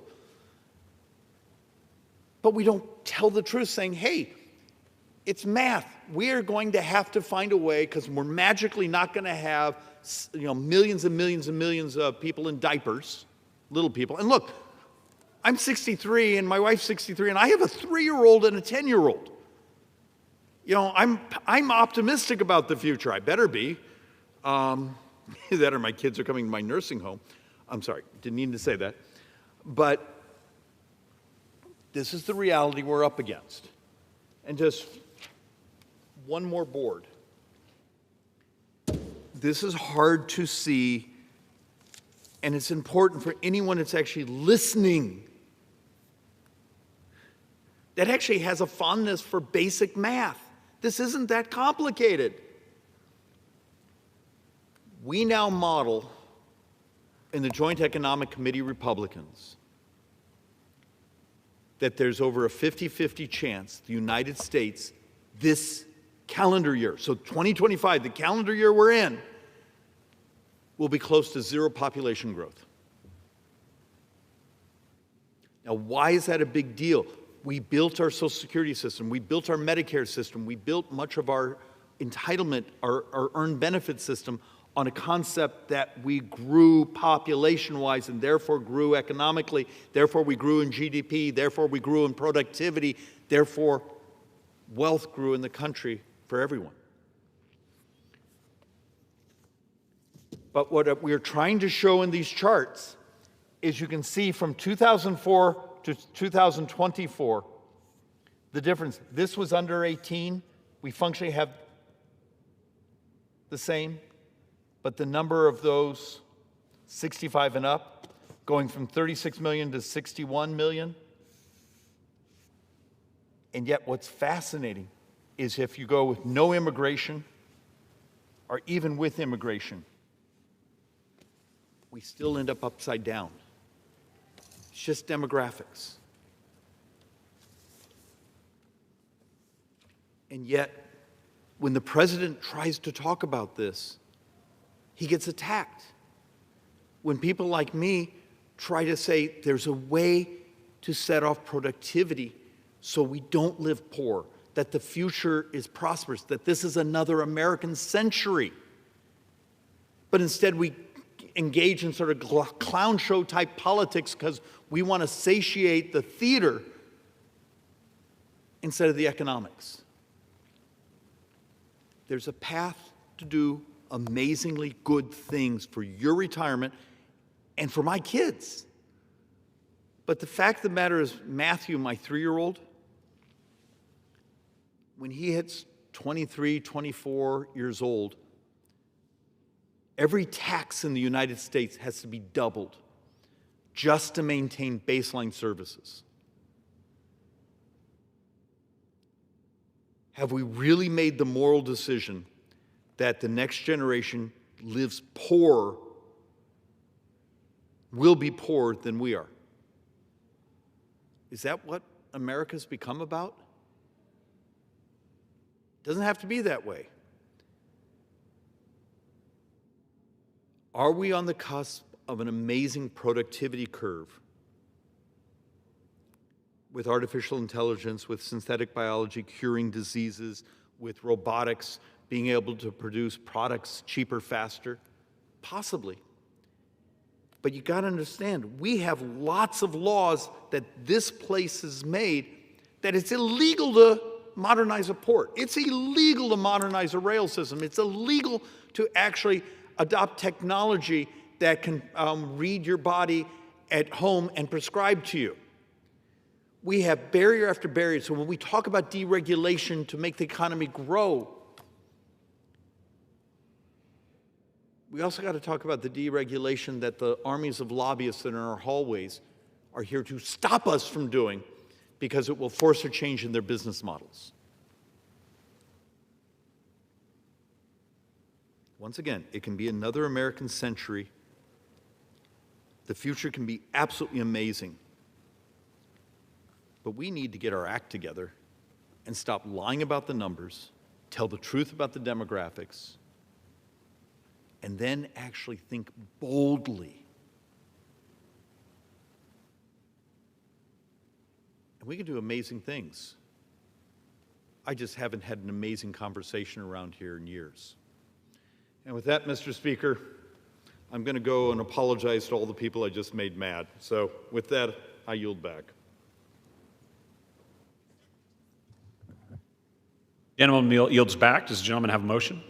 Mr. Speaker, I move that the House stand adjourned. The question is on the motion to adjourn. Those in favor say aye.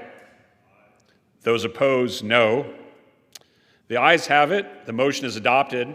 Accordingly, the House stands adjourned until 9 a.m. tomorrow.